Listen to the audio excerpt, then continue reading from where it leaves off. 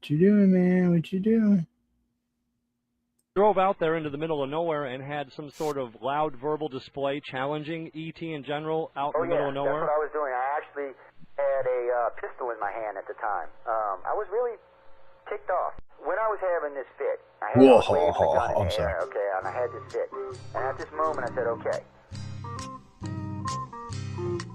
But there ain't much in the way of overlays, is there? Oh, there we go.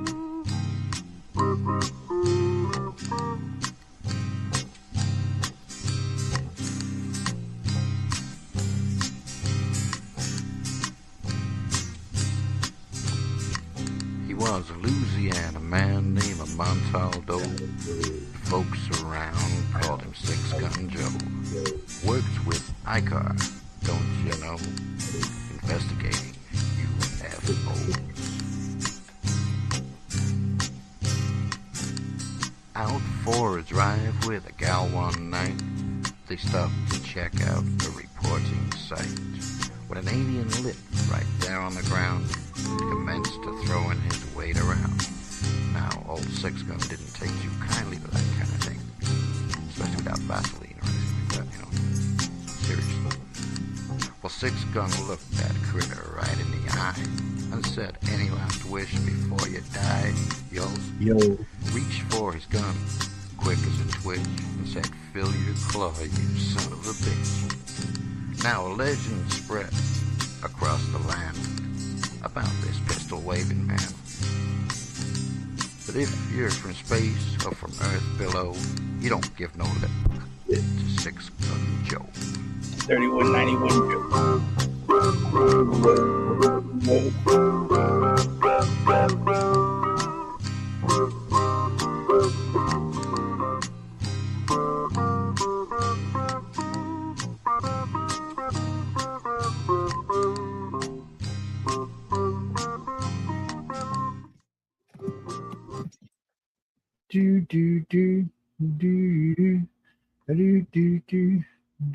Welcome to the Light Gate, where reality bends and the unseen awakens. Preston Dennett, joined by Dolly Saffron, guiding you beyond the veil and into the infinite unknown. Every week, we unlock high strangeness, extraterrestrial contact, hidden realms, psychic awakenings, the afterlife, and secrets they don't want you to know. Step through the gate, and if you feel the calling, subscribe to the channel and share it with those ready to awaken.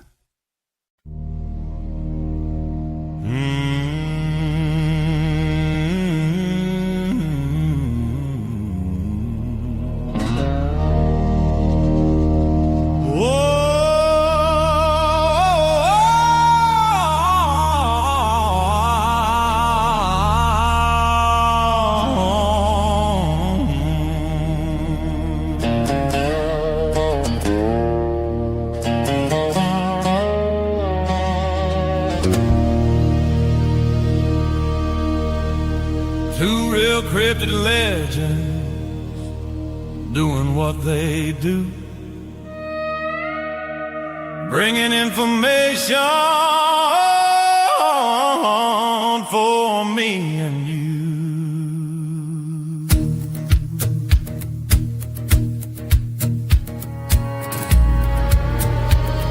Ron Moorhead and his Sierra Sounds, Daryl Denton, the Tennessee Bigfoot Man, along with Michelle Desrochers, bring adventures across this land. So much information brought to you each week, actively out there looking as the truth they seek.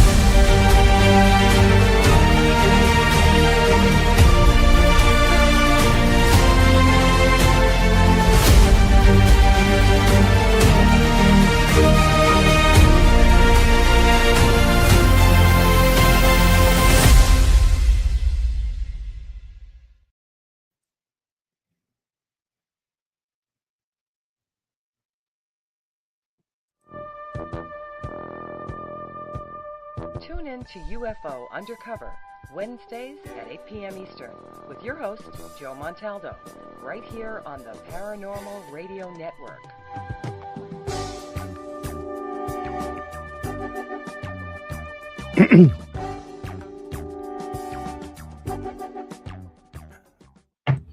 Welcome everyone to UFO Undercover. Hope everyone's having a good day. Good morning. We still good got the afternoon. overlay.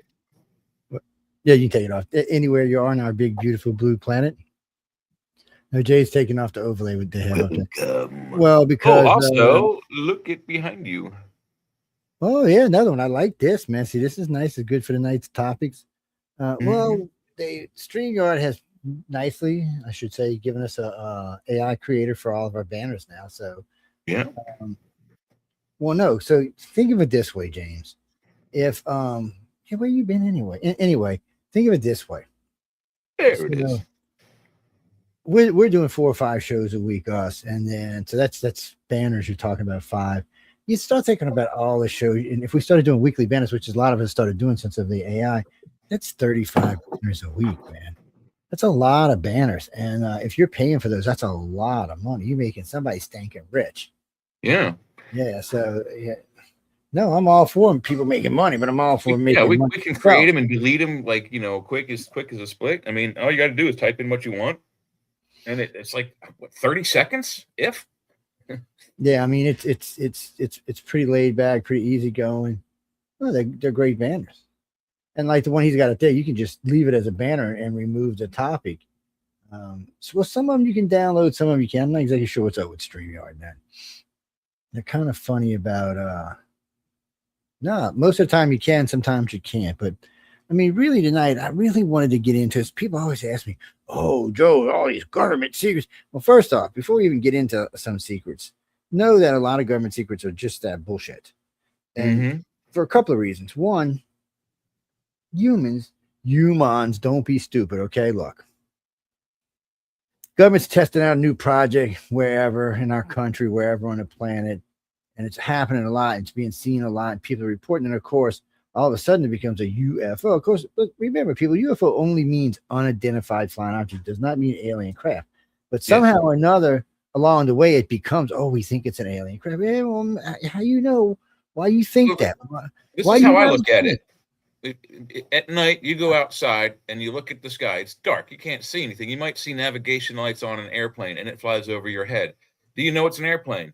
Yes. Do you know what kind of airplane? No. Therefore, ergo, it is a UFO. You don't know what it is. It could be a military plane. It could be a commercial plane. It could be a freight plane. You never know. That's the key thing. It's just unidentifiable. But you can pretty be sure about it. If you hear the noise and you can see the nav lights, you're pretty sure it's an Earth craft, but you just don't know what kind of craft it is. Well, you don't. And sometimes, and let's be honest, if you're looking, you're standing in your backyard and you see a red or green light flashing way over in the horizon, it's just like 2 dots. You have no idea it is. You could say it's an airplane, might be a helicopter, might be a drone, might be something else.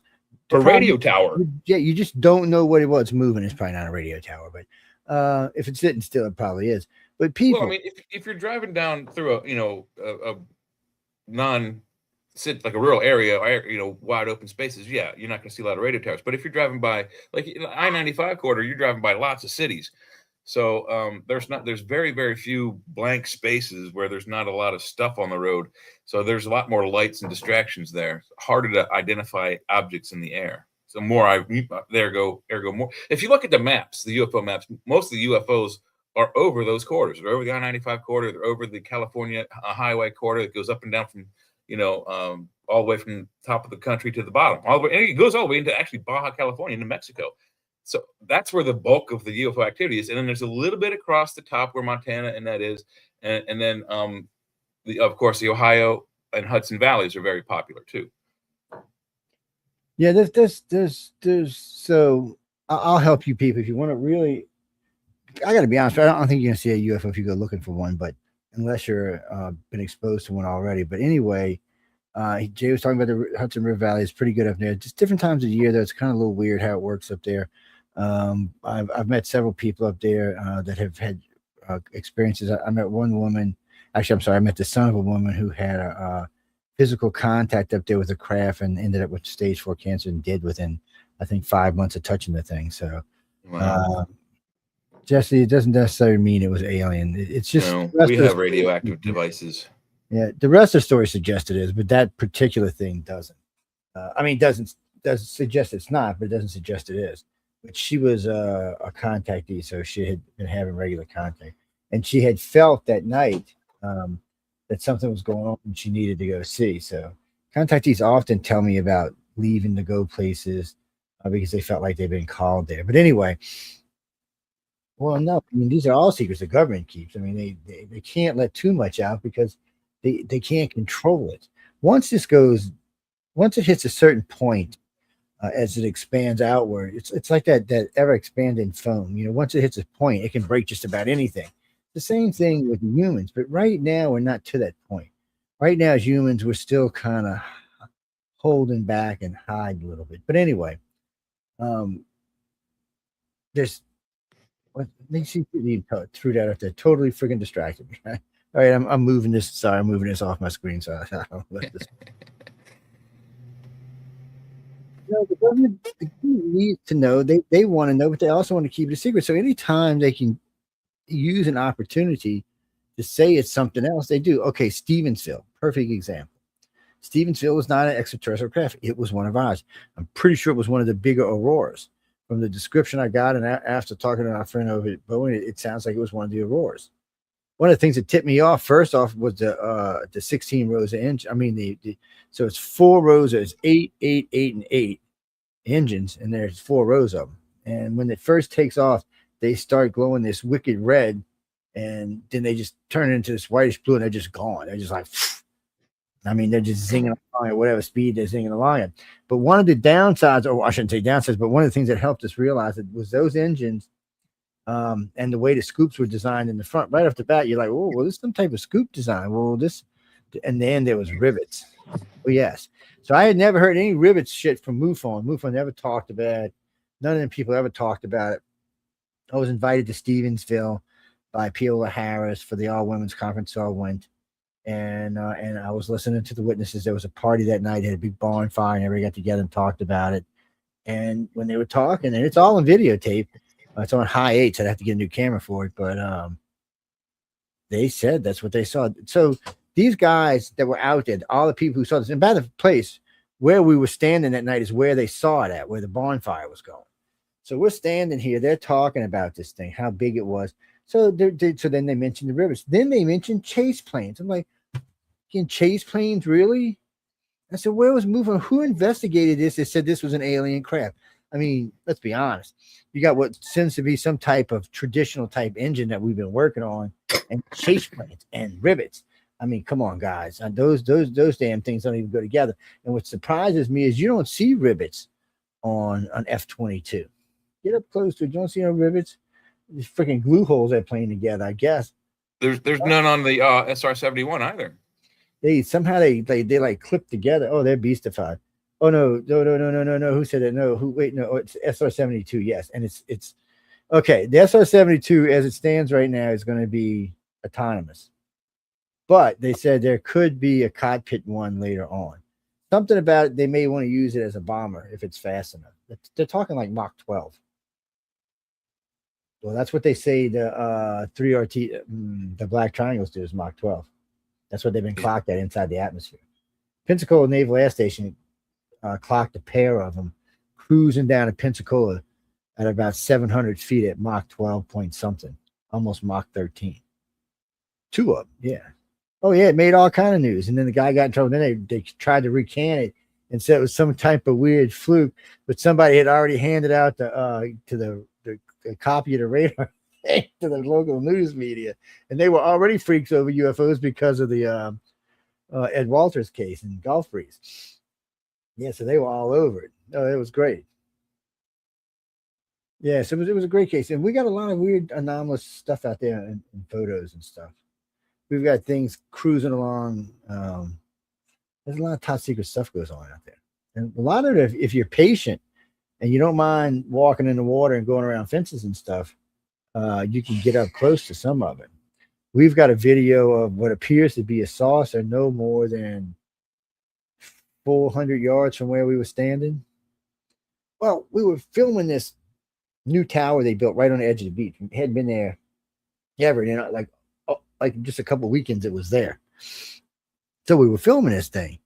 And Linda Timing showed them when she did. I looked to the right, and sure enough, you see this quad. I don't know, it was several colors. I think it was more like 7 different colors, and it's just like spinning. The colors are spinning around, and it's moving forward. So it gave it the appearance that it was spinning. It wasn't or not. I don't know until you get to the video. So then it comes up right up to the beach and slows down, and there's like a runway pad there, and it just kind of goes up to the pad, pops up. Hey, guys! It pops up and just sits there for a minute, and then all the lights go off. It looks like it went down, and then it was gone. I'm assuming that runway opened up and it went underground, or maybe it moved forward. We just didn't see it, but it was gone. It's a great video. There's actually pictures of it on the iCar, or not the iCar website, the Alien Enigma website has. No, there's some on the iCar website too. They're on both the websites. Yeah, alienenigma.org and iCar1.com. Yeah, they got all kind of pictures on there. Matter of fact, on the iCar1.com, there's over 100 pictures of UFOs. All but 2 of them. On this, yeah, this yeah, we show went through a or lot of. Yeah, I don't know. Yeah, we went through. I think we went about half of them, but those are all back from the 50s, 60s, 70s, 80s, and 90s. I think there might even be a couple of 2000s in there. Out of all there pictures, was. Yeah. Out of all those pictures, only 2 of them are not legit. All the rest have been verified. So, well, there's one. I shouldn't tell you. So there's one. This is really good picture of UFO. It's in Mexico City, and it's kind of cool. And you see these 2 big buildings, right? And then you see the UFO coming around the building. It looks like a scene out of Visitors or something. It's a Is big it the one that's UFO. kind of got an orange glow to it? It's kind of sandish. Anyway, I don't know. Maybe it's different, but anyway, this thing is it's round. It's kind of sandwich round, and it's and for some reason, maybe it was a glow, but it seemed like a sandy. Maybe it was the sky or something as it came around the building. The reason that stands out to me is because it happened in 2 different locations, like not very far apart, only a couple months. The one in Mexico is it was exhibiting primate behavior. It was kind of an orange circular lenticular thing, and it would come around behind the building and then go back like oh no, they can see me. And then when it finally came out, it kind of had it looked like it had a wing or some kind of rudder on the back. And then the same object with the same orange glow did the same thing in either Austria or somewhere in Germany, in Central Europe. But this time it wasn't shy. It just went slowly across the sky between buildings and shit. And just. So someone, on this particular one, I think this particular one was actually Hami Masan said it was a hoax. I've never heard Hami Masan ever say anything was a hoax. I was just floored. I was like, wow.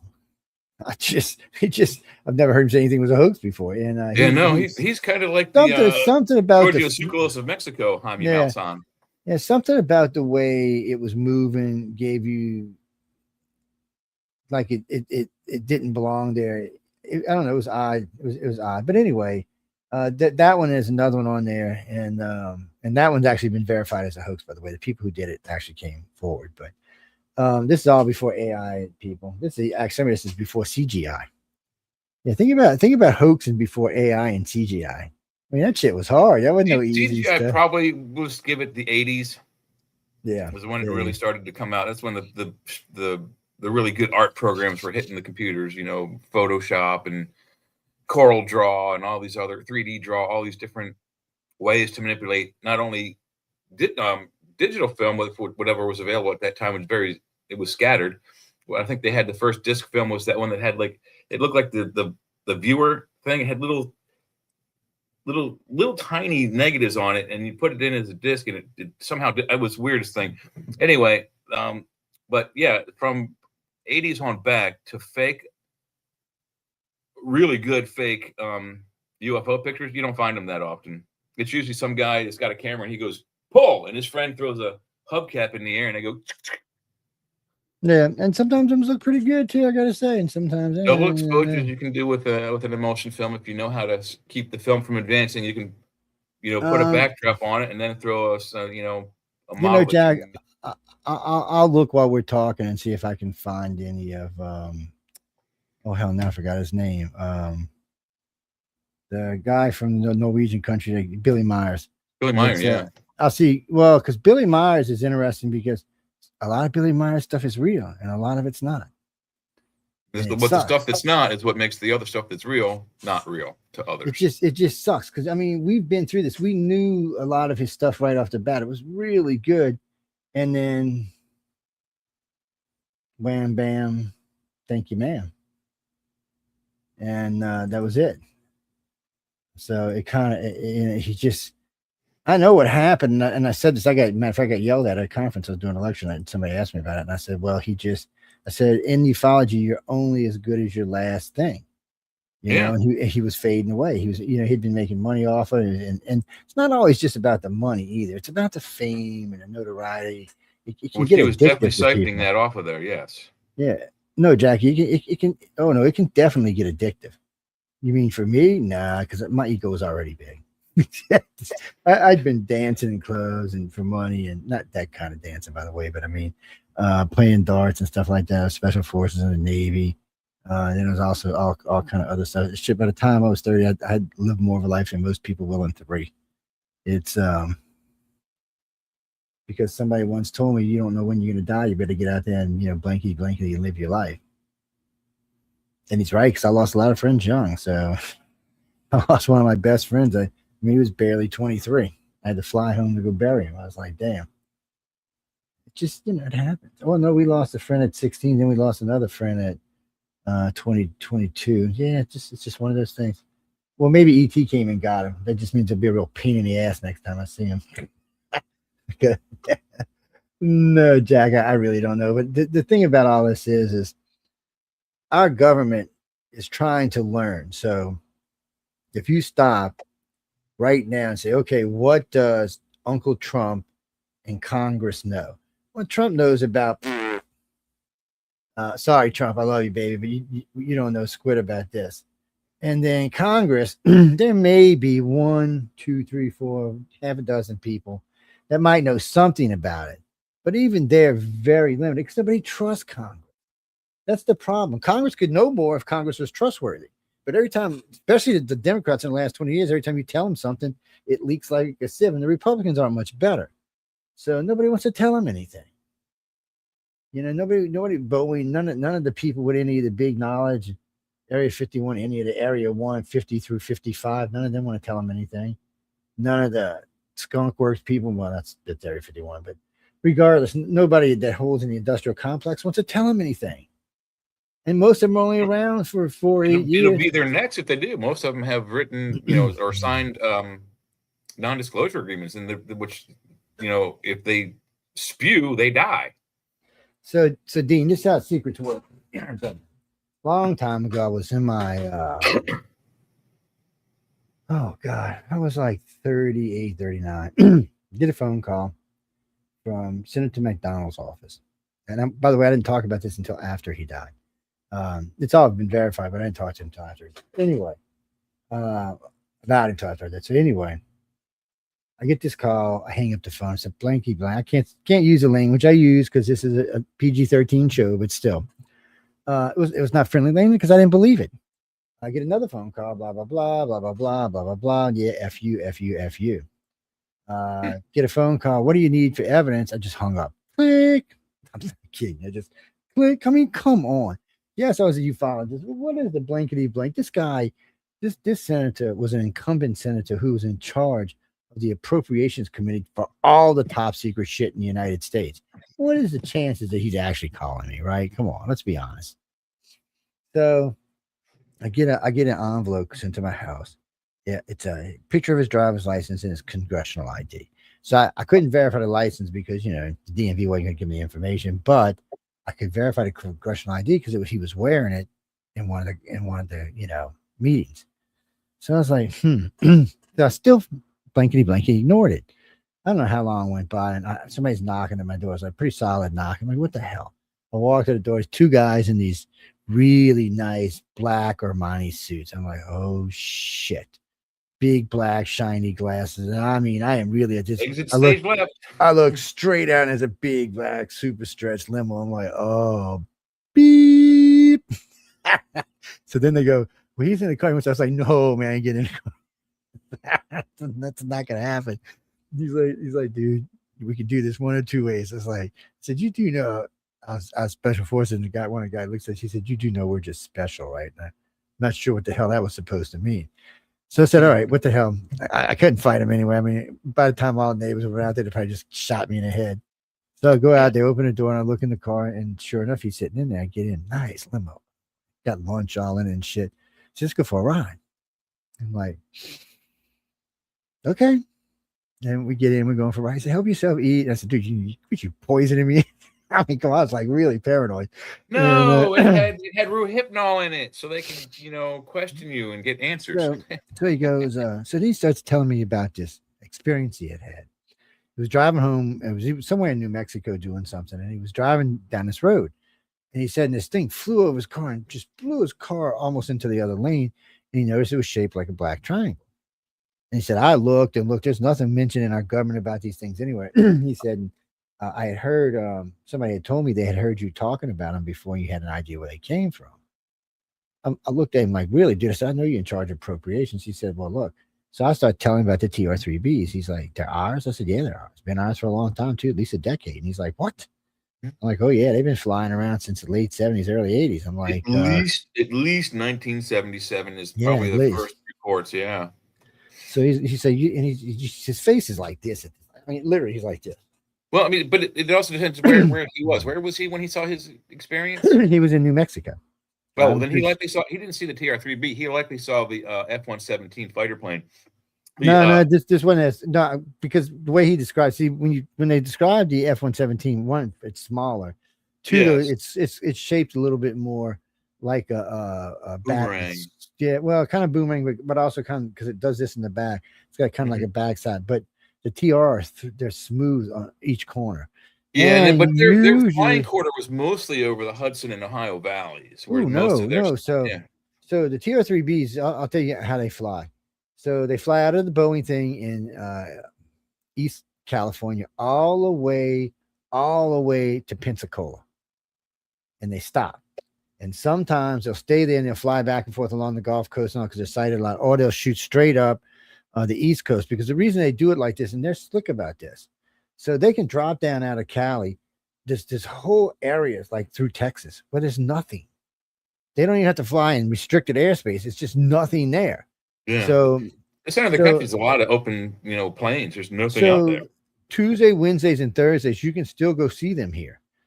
You'll see them flying over the NASA facility out at the Stennis base. I mean, out at the that's not the Stennis base. What is it? Yeah, that is Stennis. Okay, they changed the name of it now, but anyway, that's the Stennis base. You can go sit on your car, lay out there, and usually between 8 and 10 p.m. Tuesday, Wednesday, and Thursday, you'll see them. And the reason you'll see them is they're black on black. So, but you'll notice the stars go away, and every once in a while, one of the four engines will come on, I guess, to stabilize them so that they have a center pod, but it's off a lot of the times, and they have three other pods, and sometimes they're on, sometimes they're off, sometimes the one's on, and sometimes they change, and sometimes all four of them are on. I guess it just depends what they were doing, but most of the time when we see them, they're just like drifting along at whatever speed they're cruising, and all you see is the stars going out. We found it out by accident because before Katrina, we had some friends had come down from Canada. Matter of fact, they came back for the storm, but anyway, they come down from Canada, and we were in Honey Island Swamp, where him, myself, two other people, and my good friend Jason, who's passed away now, we sat there and watched. This was just so weird. You seen a TR-3B coming in. There was a saucer lower than it, and two what looked to be probably F-18s or F-15s cruising along along the side of them. Not even F-18s, just cruising. They were going into the NASA base. They were going, and we actually watched them because we were 11 miles back in the swamp here, by the way. That's how far back we were. So there's nobody back there but us to start off with. Nothing but you and the snakes. Yeah. So and the gators and the pigs. And so we went up to the high road because it was way higher up, so we could watch. And we watched them come in and go down and land. And NASA took over 4 towns when they decided to build rocket engines, because the first time they tested an engine, it blew out windows all the way to fucking New Orleans. It beat all the way to New Orleans. And so they took over the 4 towns, and then they took a buffer zone 4 times that size. So all of that is just, I mean, they allow you to go hunting and stuff on it, but it's all unused land. ET loves that. But they just fly over it and they come in and they land right there in the backside of NASA and do whatever they're doing. And on 2 occasions now, because we've been watching that base, we've got saucers sitting on the, and this is what's cute about them. So NASA's got these big buoys. They look like saucers, but they're in the water.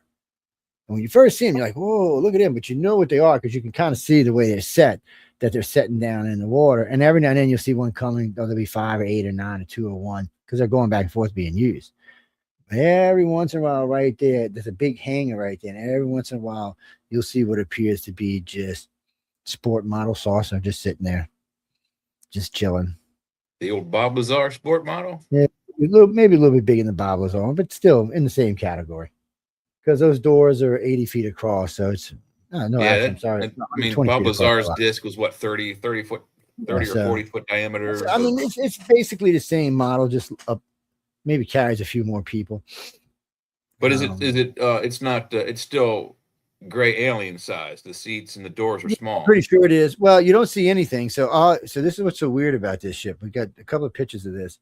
So it's just sitting there, and because you can move around and. Guys, I shouldn't even tell you how we got these pictures. You would shit.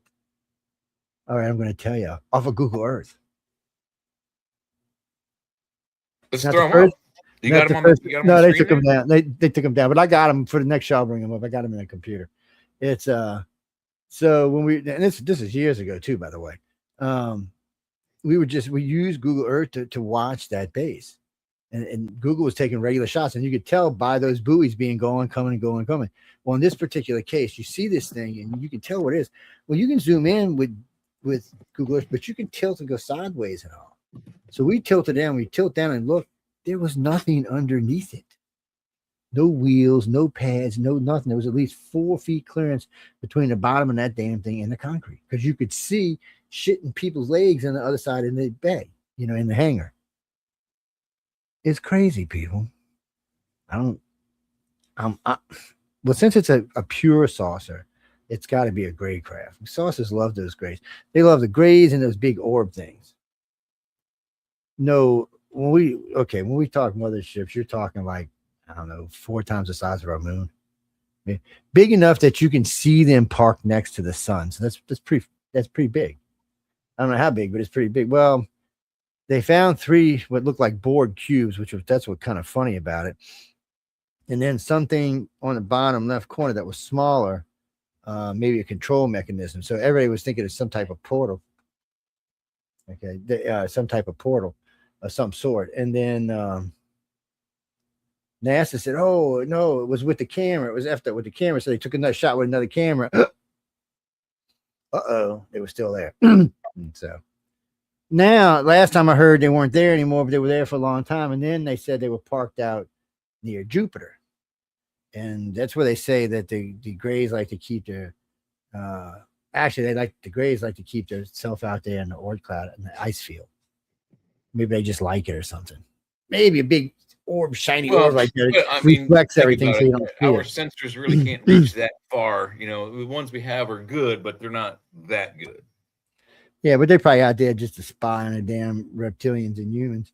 I mean, they don't like each other, John. I don't think the three. I mean, I don't think they hate each other anymore. But I don't think this forced to work together is really what they all wanted. Something about when you read our history, it seems like they buffed heads, like the reptilians going and stealing their women, raping them, and bringing them back pregnant, and the children born were different.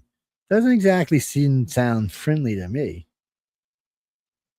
Or the human aliens fricassee and barbecuing the reptilians, stuffing their tails. That just doesn't sound friendly. Sounds hostile. Well, I guess because the Greys make them behave. Yes. Dulcie, Jay and I was talking about Dulcie a couple of weeks ago. I don't know, guys. If it was any other race than the Greys, I'd be okay. Maybe some way they got some reptilians down there, or they got some humans and they had a shootout. I could kind of, sort of, maybe do that. The Greys ain't no effing way. The Greys would have just looked at the soldiers and went, and they would all just fell over or stuck their guns in and blew their brains out. No, I don't think we have anything that can stop the Greys' telepathic abilities. I don't think even the reptilians or humans can stop their abilities. It's one of the reasons they're scared of them. Yeah, to be honest, I think the Anunnaki, if you will, the reptilians, and if there is an insectoid race, their mental skills are probably only telepathic, meaning they can't move things as much with their minds as the Greys can. But not only can the Greys seems to be a hard but not only thing. can the Greys control things, they can get into your brain. They can make you do stuff. What you be like trying to like not move your arm, and they're making you shoot the president in the head, and you wouldn't be able to do a thing to stop it. They could also stop your brain from functioning. They can stop your heart from functioning. They can make you sleep with that ugly girl too. Yes, and they can also think about your organ that they don't like. They can burst it and you die.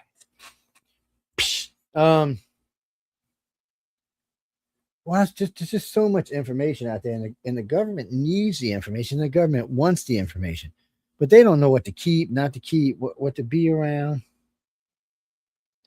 Let me see. No, they really don't. They don't know what to be around. Don't ask me why, but they just don't. I mean, our government has never really seen or had the interest. Maybe they were too busy eating baby faces. I have no blankety idea. So I shouldn't have said. I'll have to edit that. But I don't know. Our government doesn't see, and I don't think this is new to any government. I think this was going on before America even became America. I mean, the Romans, it seems to be prominent in their culture. The Sumerians and the Mesopotamians, it seems to be prominent in their cultures. Even the Japanese and the Chinese, it seems to be fairly prominent in their cultures. Kirby, you think the Chinese are direct descendants of the Gray? You better hope not, buddy. We all in the world of shit. I'm just saying. Grays are pretty powerful beings. So again, going back to the Dulce thing, I see, because I keep seeing that in the messenger. Well, I like to call it Duluth, but y'all call it whatever you want. But regardless, so it was supposed to be a firefight between human military and Greys. No, a gunfight. Pow, pow. Allegedly, from Phil Schneider's 77 operatives lost their lives in that firefight. First off, the Greys ain't going to miss. If they were using a gun every shot they would shoot, it would kill you. I don't think they would even miss. Plus, their telepathic abilities could probably stop your damn bullets. Or those shield things they wear on their outfits could definitely stop your bullets. I think you were screwed any way it goes. I just for some reason, I had a hard time with that one. And well, allegedly there's some sort of dampening field, or maybe it's telekinesis, telepathy, or maybe it's magnetics. But mechanical firearms will not function, meaning some have reported not being able to pull the trigger, or when they do pull the trigger, the hammer falls, nothing happens. Yes, they say that's reportedly because of an accident from one of the world wars. Gray had brought an army guy on. When he woke up, the gun was sitting right there. He just shot all the Greys in the room. Well, I'm sure they just got uploaded a new conscious, but I imagine it was probably the first time any of them had died in a long time. It was probably like, what the hell just happened? So yeah, besides there could have been other humans in there. Well, whatchamacallit put it in his story, and it was 10 series Taken. Was it Steven Spielberg? It was one of them. No, anyways, one of the great ones, and it was 10 parts. Oh no, obviously they were in touch with somebody, because there are several pieces inside the series that are legit. That would definitely be something that happened to a contact day, including seeing the damn Greys walking upside down on the side of walls and shit, or with their knees bent the other direction. Yeah, our gravity doesn't phase them. I don't, and it creeps out humans, because sometimes humans see them like on all fours on the ceiling. Something reminds them like they're little cockroaches or something. No, I don't think you can squish a Gray. So the fact that our government would hold Greys bothers me, because knowing that a Gray can take you from anywhere. You could be in a military base, you could be in a war zone, you could be in a prison, you could be sleeping in your bed, you could be at work. There doesn't seem to be anything that can stop them from taking you. So What would stop them from getting their people back? Unless the council said, hey, don't go kill no humans. Just let them keep the dummy. They ain't going to be able to know what they're looking at anyway. Just let them keep them. And I think the Greys came and got them. They don't look like the kind of beings that leave their people behind. In that aspect, we may have something in common with them. Greys think of us as, how can I say this politely, like we think of our dog. They know they like us, mostly. They just think we're ignorant. Because things that we believe hold truth, self-evident truth to ourselves today, they think is stupid. Don't hate on me. And they do believe in a God. And the Vatican will tell you, they've said it more than once, they believe that they are spiritually higher than we are. Quite a bit more spiritually high. And if you're a billion-year-old being, of course, if you're spiritual, you're going to be higher. I mean, how can you not be? I don't know. What I think the biggest secret the government is keeping, that they don't know jack shit. Well, first off, who do you think? All right, let's do this way. What presidents do you think have been told that there's been an extraterrestrial presence? Any of the presidents in the first 100 years, you think? Any of them? I'm sure there's some weird stuff happened back then, but you think maybe they knew, maybe they didn't. But once you get to World War I, which seems to be when the Germans got their saucer, somebody had to at least be alerted to something. What do you mean? You mean why did the aliens give a saucer to the Germans? Because the Germans were the most advanced people on the planet at the time. Quite a bit so at that. I mean, we didn't even catch up with the Germans till 30 years after World War II. Sorry. And we had to have some of their scientists to do it. We just do. So, I don't... Like I said, if it was the reptilians, the humans, I wouldn't have as big a problem with a firefight. You know, maybe somehow or another they got hold of some humans and got them down in underground, and maybe used some knockout gas or something, got them underground, and they freaked out and took some weapons and started shooting each other up. Well, no, because the human aliens and the Greys, I mean, they're alive like we are, so they can be killed. I think they can upload their consciousness too. I think all three races do. I really think that's something that they learn at a much younger age than we want to think it is. When we talk about it, a lot of people think that's like a million years in our future. I don't think it's a million years in our future. I think it's probably less than 100 years in our future. I mean, we're already learning how to upload the stuff to the web, and we've already had 2 people now take memories out of their head and put it onto a microchip. Oh, and then we got Elon Musk allowing you to use your brain to control everything. Yeah, what did he call it? Some sort of, I forget the what he called it, but neurochip. it's an interface where you can, like, the first dude was able to, like, move the mouse, or not the mouse, but the cursor on the computer with just thinking about it. It was weird. It's the neurochip, and it's going to be used for a lot more than that. Think about unloading payloads and stuff. You'll be able to use that now. When you're on board your ship, you can be anywhere in your ship running your ship. You'll have constant access to it.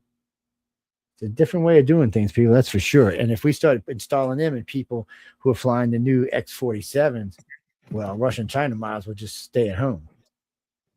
As it is, the F-22 gives such a big advantage over any other. You could have a Gen 7 flying this thing against this thing because its reaction time because of the chip to firing is so much faster. So even in an advanced Gen 7, the guy still got to push that button to fire. And the time it takes him to push the button, he's dead. Yes, because the guy's already thought about and fired the missile. As soon as he looks up and sees him, the missiles are fired. There's not even a reaction. It's just this zero reaction time. You just look, go fire. Yeah, like 0.0000000000000002. That might be, yeah. There's not gonna be any more interface than that.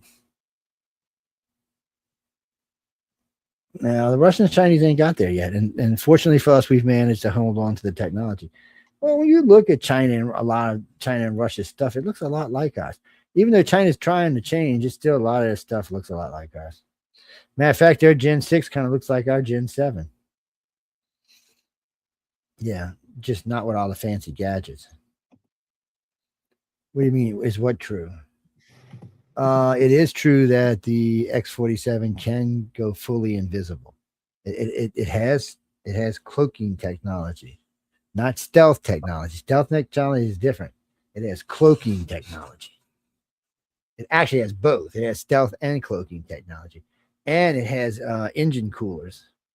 Well, So it makes cloaking it- would technically fall under the broad category of stealth. And stealth is like, for us, stealth always means radar invisible. No, it doesn't have to, John. But in today's world, that's what it means, radar invisible. When they say cloaking, they mean eye invisible. Yeah. So you can't see it. Don't ask me, dude. I don't make the rules. I just watch the stupid shit because some of it's really cool. It's no, I mean, some of the stuff is really cool. Really, though, that is the biggest secret the government has, that they don't know anything. Yeah.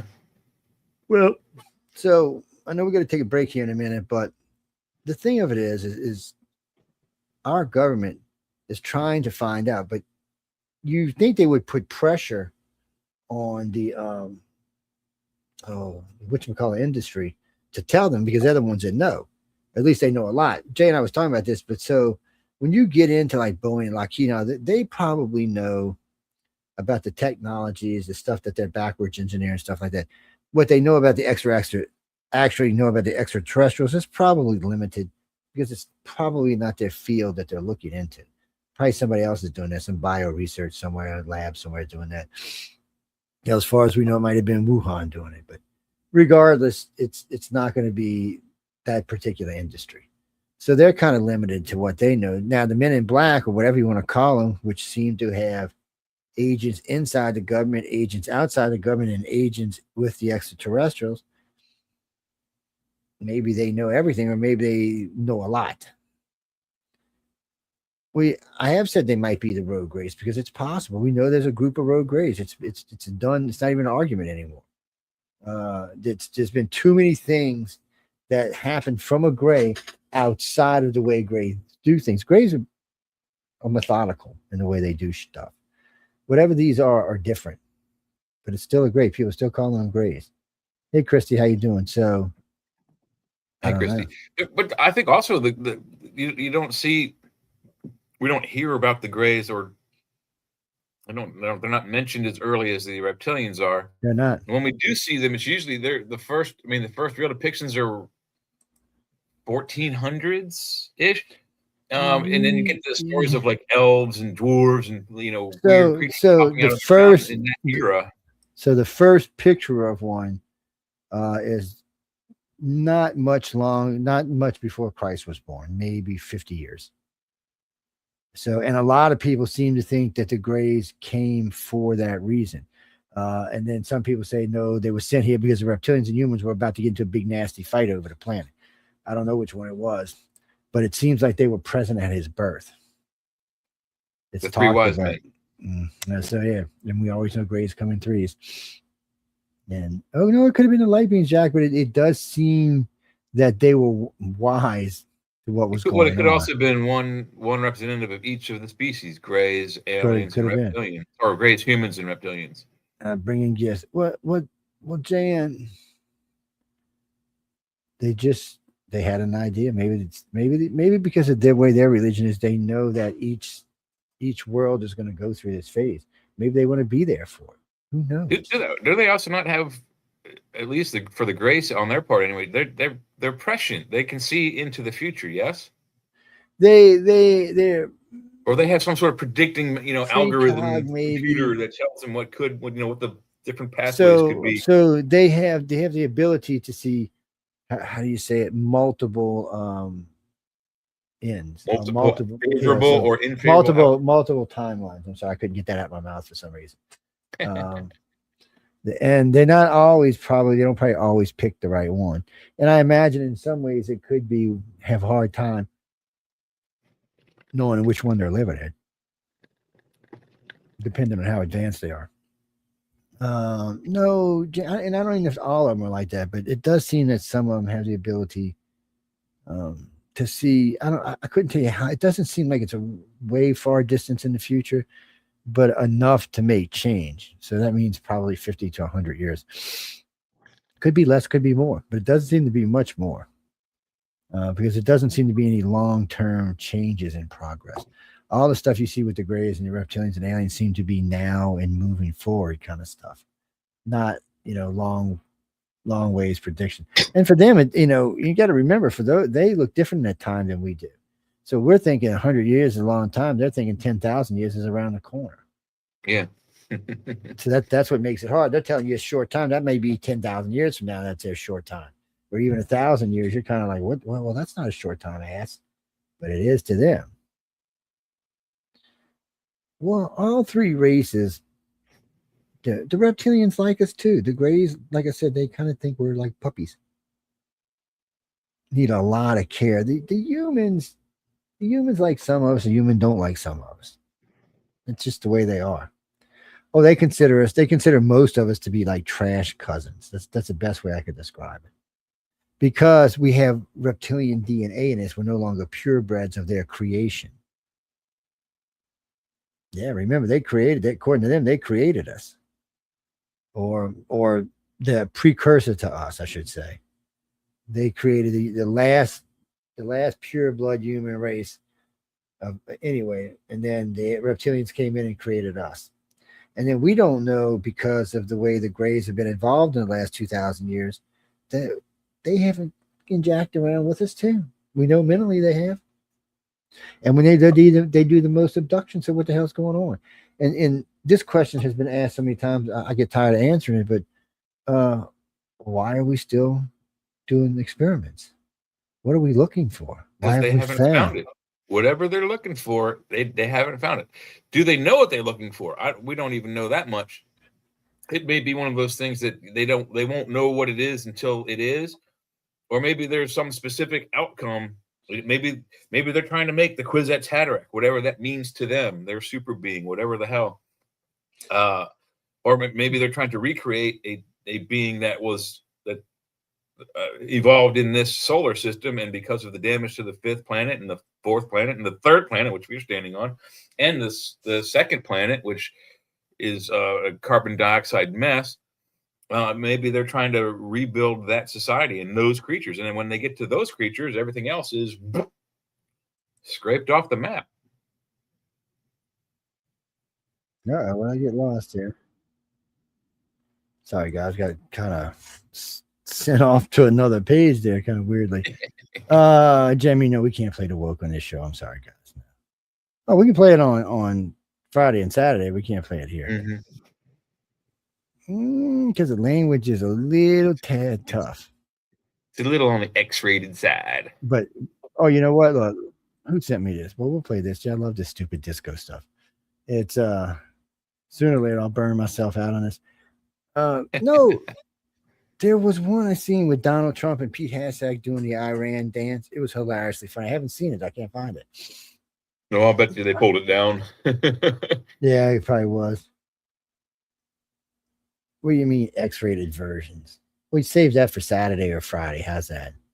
You mean are these? Save that for Friday or Saturday. Yes. Just save it till then. No, we can talk about it on those, just not tonight. Yeah. Some things I don't need to know, though. There's just some things in the world I just don't need to know. Yes. I just, like chihuahuas like chocolate. I don't need to know things like that. Anyway, let me put this song on so we can go to break. We're going to be probably about 6 minutes short break, because the song's about 3.5, and then a couple of promos, and then we'll be back. We'll get a little bit deeper into which government agencies might actually have something that they can, something tangible. Remember, so much of this is compartmentalized. So whose compartments have what? Anyway, some know more, some know less, some know nothing at all whatsoever, except for what the device they have.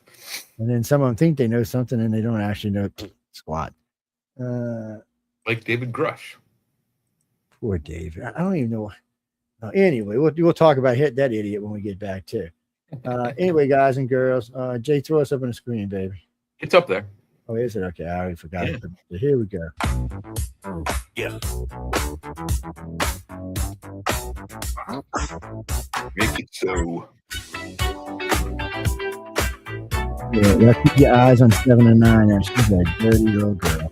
Well, I was stuck in 10 forward with the Vulcan delegation. Oh, the most yes, boring so was celebration in the United Federation. The Klingons and the Romulans were trying to be polite. Not even William Riker's getting lucky here tonight. That's when it struck me. I let Ghana know the score. Then I found the nearest holodeck and opened up the door. Computer, give me disco.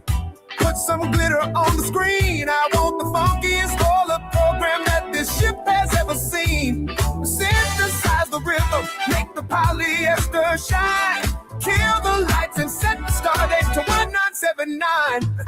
The sensors overloaded, my terminal exploded. The disco hologram was suddenly uploaded. It reached communication like a bug simulation. That funky, nasty bass line was played at every station. Inertial dampeners failing, the diplomats were wailing. The loudest sound the quadrants ever heard was auto skating. The doctor started tapping, the captain started tapping. The buttons of their uniforms were literally snapping. No way to isolate it, we had to celebrate it. I invited everyone on board and no one hesitated. The prime directive is to dance and forward never stood a chance. The holodeck just took control. Now let the groove into your soul. Resist. It's futile, you gotta let go. Engage the dance floor and make it so. The prime directive is to dance. Outward all power to the trance. Computer blast that bass again. Let's take this party to war 10. Now Scotty's in the DJ booth. He's remixing the sound. You dirty dog. Cues rolling up a fat one. Don't believe me? Ask around. Hey, put that one Crack down. the frequency. Let me Now get the one. folks on all the comms. She's dropping subspace baseline beats like they were photon bombs. Haters doing the robot. Kirk just ripped off the shirt. Murphy's doing the hustle.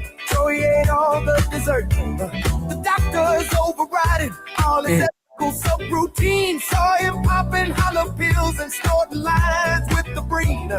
Janeway's like to coffee with some nebulous delight. And I heard her threaten to kill whoever don't get down tonight. It's red alert on every deck. Got Tuvok pinching every neck. Ferengi women are turning tricks. The Borg just plugged into the mix. They're scanning us from deep in space. They wanna come to rock this place. Forget the rules and regulations. United Funk Federation. The prime directive is to dance and forward never. The holodeck just took control. Now let the groove into your soul. Resistance is futile. You gotta let go. Engage the dance floor and make it so. The prime directive is to dance. Avert all power to the trance. Computer blast that bass again. Let's take this party to war 10. Calling the Enterprise. Beam me up. Calling Voyager. Beam me up. Deep Space Nine. Are you feeling fine? This is Deep Space Nine. We're feeling fine. What? Captain, the funk is reading off the scale. Dopamine levels at 100%. Inhibitions at 0. It is highly illogical. It is fascinating. The prime directive is to dance and forward never stood a chance. The holodeck just took control. Now let the groove into your soul. Resistance is futile. You gotta let go. Engage the dance floor and make it so. The prime directive is to dance. Divert all power to the trance. Computer blast that bass again. Let's take this party to war 10. The prime directive is to dance. Set phases to funk. O'Brien energized. Set phases to funk. Hailing frequencies open, Captain. Damn it, Jim. I'm a doctor, not the DJ. Live long and get down. Let night has come, it's cold and losing my control. Your light is gone, and lonely darkness fill my soul. I wish that you could save me from my isolation. It's way too complicated. Let's stop this conversation. Let's stop this conversation. We got no relation.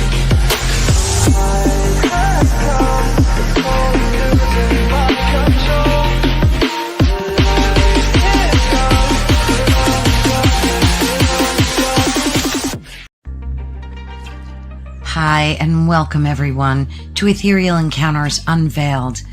Today we are broadcasting live on the United Public Radio Network and the UFO Paranormal Radio Network, 105.3 on the Gulf Coast and 107.7 FM in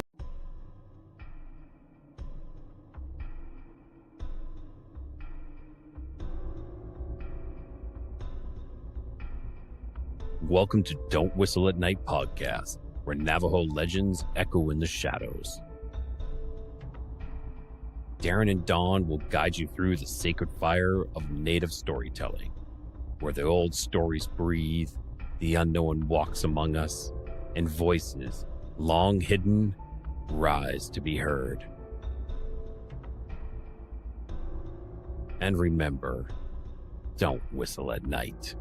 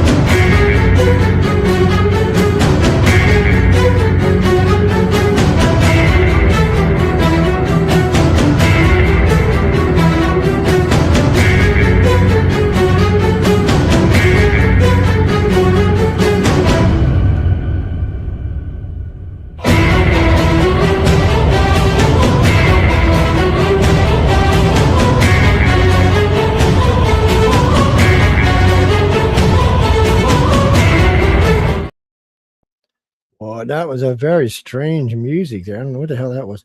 Welcome back, everyone, to UFO Undercover. Hope you've been enjoying this show. That was some strange land we were in there. Yes, no, I like the Star Trek stuff. Most of it's funny. Some of it's kind of boring. I've seen a new one, some kind of redneck picking Star Trek with the Enterprise in it, but some of them get a little too stupid, but still, They're fun. They're fun, and they're AI, and somebody's having a good time with them. Yeah, they're goofy. And we get to play them when we want to, well, we play a lot of them. I mean, there's a lot of different ones we play in the network.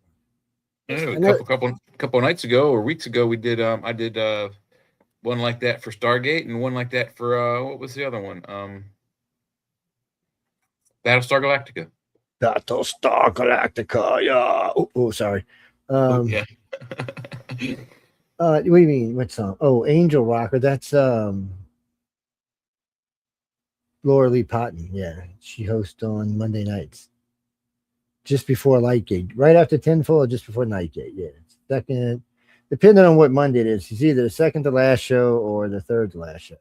Well, the Bigfoot boys come on every other week with Michelle. How did she say her name? The Harahukushagahasha? Michelle DeRoche is what he was trying to say, but he was having a hard time with her name. It's well, I mean, if you look at it, I'm assuming it's French. I'd have to ask it to be 100%. It's French. It means of the roses. Of the witches, you mean? Is that what the hell that means? I didn't say that, but yes, of the witches. Yes, Johnny, I did not use the B word. I used the W word. Thank you very much. Yes. Anyway, so what do y'all think the deepest, darkest, hiddenest organization is in the government? Could it be like the Secret Service or the NSA or the CIA or some other rogue alphabet organization? probably a group we don't even know about. The Dolphin Society? I don't think the Dolphin Society exists. I do think it existed at one time, but after there's a couple of people who died, I don't think it's there anymore. Well, what was his name? The astronomer. God, what was his name? Sagan. Yeah, he died, and a couple other people had died, and they were all supposedly members of it. So I think maybe it just faded into darkness. Or the remnants were absorbed into other groups. That could have been it too. Well, I mean, all of them are trying to figure out if the planet's being visited. I mean, the real question is two questions. Are we being visited, and can we get their technology? Well, the question should be, are we being visited, and can we make friends? But no, we're more interested in getting their technology. So on the Nimitz, if you seen something and you had a chance to maybe get it to where you could capture the technology, you were supposed to do it. Yes, that would mean firing on a UFO. Now, currently, as far as I know, and I mean today, we don't have anything that can shoot down a UFO. So what the hell back then? No, we don't. I'll get you an example. What were they using? Slingshots back in the day? So no, it was a stupid order. They're lucky they didn't start a war. Well, I mean, shooting us, I mean, it would be like, well, it's kind of like Iran shooting at us right now. It's just kind of funny. They're not actually shooting at us. They're shooting at our military and our friends, but they're not actually shooting at us. We're 3,000 miles away. You mean if Russia gave them a nuke or China gave them a nuke, we'd consider that an act of war? Yeah, we'd be in World War III after that. Oh, yeah, we'd be in World War III after that. What do you mean if they didn't use it? I don't think it would matter. I don't think it would matter. You just gave a terrorist organization a nuke. I don't think it's going to matter. And I don't think we're going to be the only ones who get mad about it either. No, I don't think so. So the Men in Black are an interesting organization, even though I'm sure that's not what they call themselves. And it does seem to be a coalition of rogue grays, humans, some types of hybrids, probably hybrids that just couldn't make it on Earth, but had powers that could be used here. Well, that's probably why they're all wrapped up sometimes when you see them glasses on. Well, think about the tall whites. They used to wear those long trench coats and glasses and hats. You really couldn't make out what they were. And it was intentional, yeah. So, I mean, and the Men in Black do that use the same strategies. Plus, they have some way of fuzzy in time. There's not really a better way of explaining it. It's kind of like fuzzy in time. Yeah, it's kind of make things sort of out of sorts. Makes it hard to remember what had happened. Yes. I don't know, it's been going on a long time. It's not something new. As best we can tell, for as long as we've been recording this stuff, it's been going on. Well, well, no, see, let's say 500 years ago, they wouldn't have been thinking aliens, but they would have still been looking at this. They would have been seeing something going on and happening to people. Even back in the day, they researched the paranormal and demons and hunted Yeah, down. they thought of as demons, elves, ghosts, goblins, all kinds of different They things. went around hunting for this stuff. At one point they were hunting dragons, probably around 1000 AD. No, probably before that, actually. Whatever you think the times of King Arthur existed, probably before that. Yeah. 12th century, 11th Yeah, century, something like that. when it comes to King Arthur, could be any. No, most people now think he was a Roman, but still. I don't know. I couldn't tell you what he was. Was he a Roman? Was he a nobleman? Was he just someone who rose to power? It seemed like he had an understanding of the military, so and how to do things. And I don't know. We'd have had to be there to know for sure. All it does seem like is they're finding more evidence to suggest that maybe it actually was a real thing. Yeah. The sword thing. Well, the sword thing could be real. It could be fake. It could be a gesture. It could be anything. Could be a Again, metaphor also. They get, could be. pulling the sword from the rock by taking a rock that fell out of space and melting it and making a sword out of it. That could be an allegory. We don't know. Well, Maurice says it was an organization when I was in the Navy called Graphite. And their job was to locate any type of extraterrestrial and basically bring it in for questioning. Any kind of technology they could capture, that's what they were supposed to do. They, if memory serves me, were absorbed by some other organization inside of one of the alphabet organizations, like the NSA, I believe it was. Absorbed them. Yeah, it's kind of like our galaxy's absorbing another galaxy right now. Kind of same thing. It absorbed them. I don't know who they were. And now you're thinking about Project Signs or Grudge, the one that Hynek worked for. Well, Hynek came in with Blue Book when they went. It was Sign, Grudge, then Blue Book, and he came in on Blue Book. Was it Blue Book? Okay. Mm-hmm. Old Blue Book.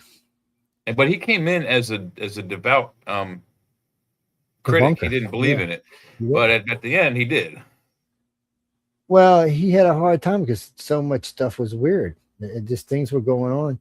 A lot of queer He's things. not the only one, though. I mean, you got, was it Joseph Condon, the Condon Report? He came in as strictly as to debunk, and at the very last, right before he died, he flipped around and he's like, "It's real." So it's weird how some of these people come in as a scientist or a researcher, UFO researcher, and a debunker, and then they.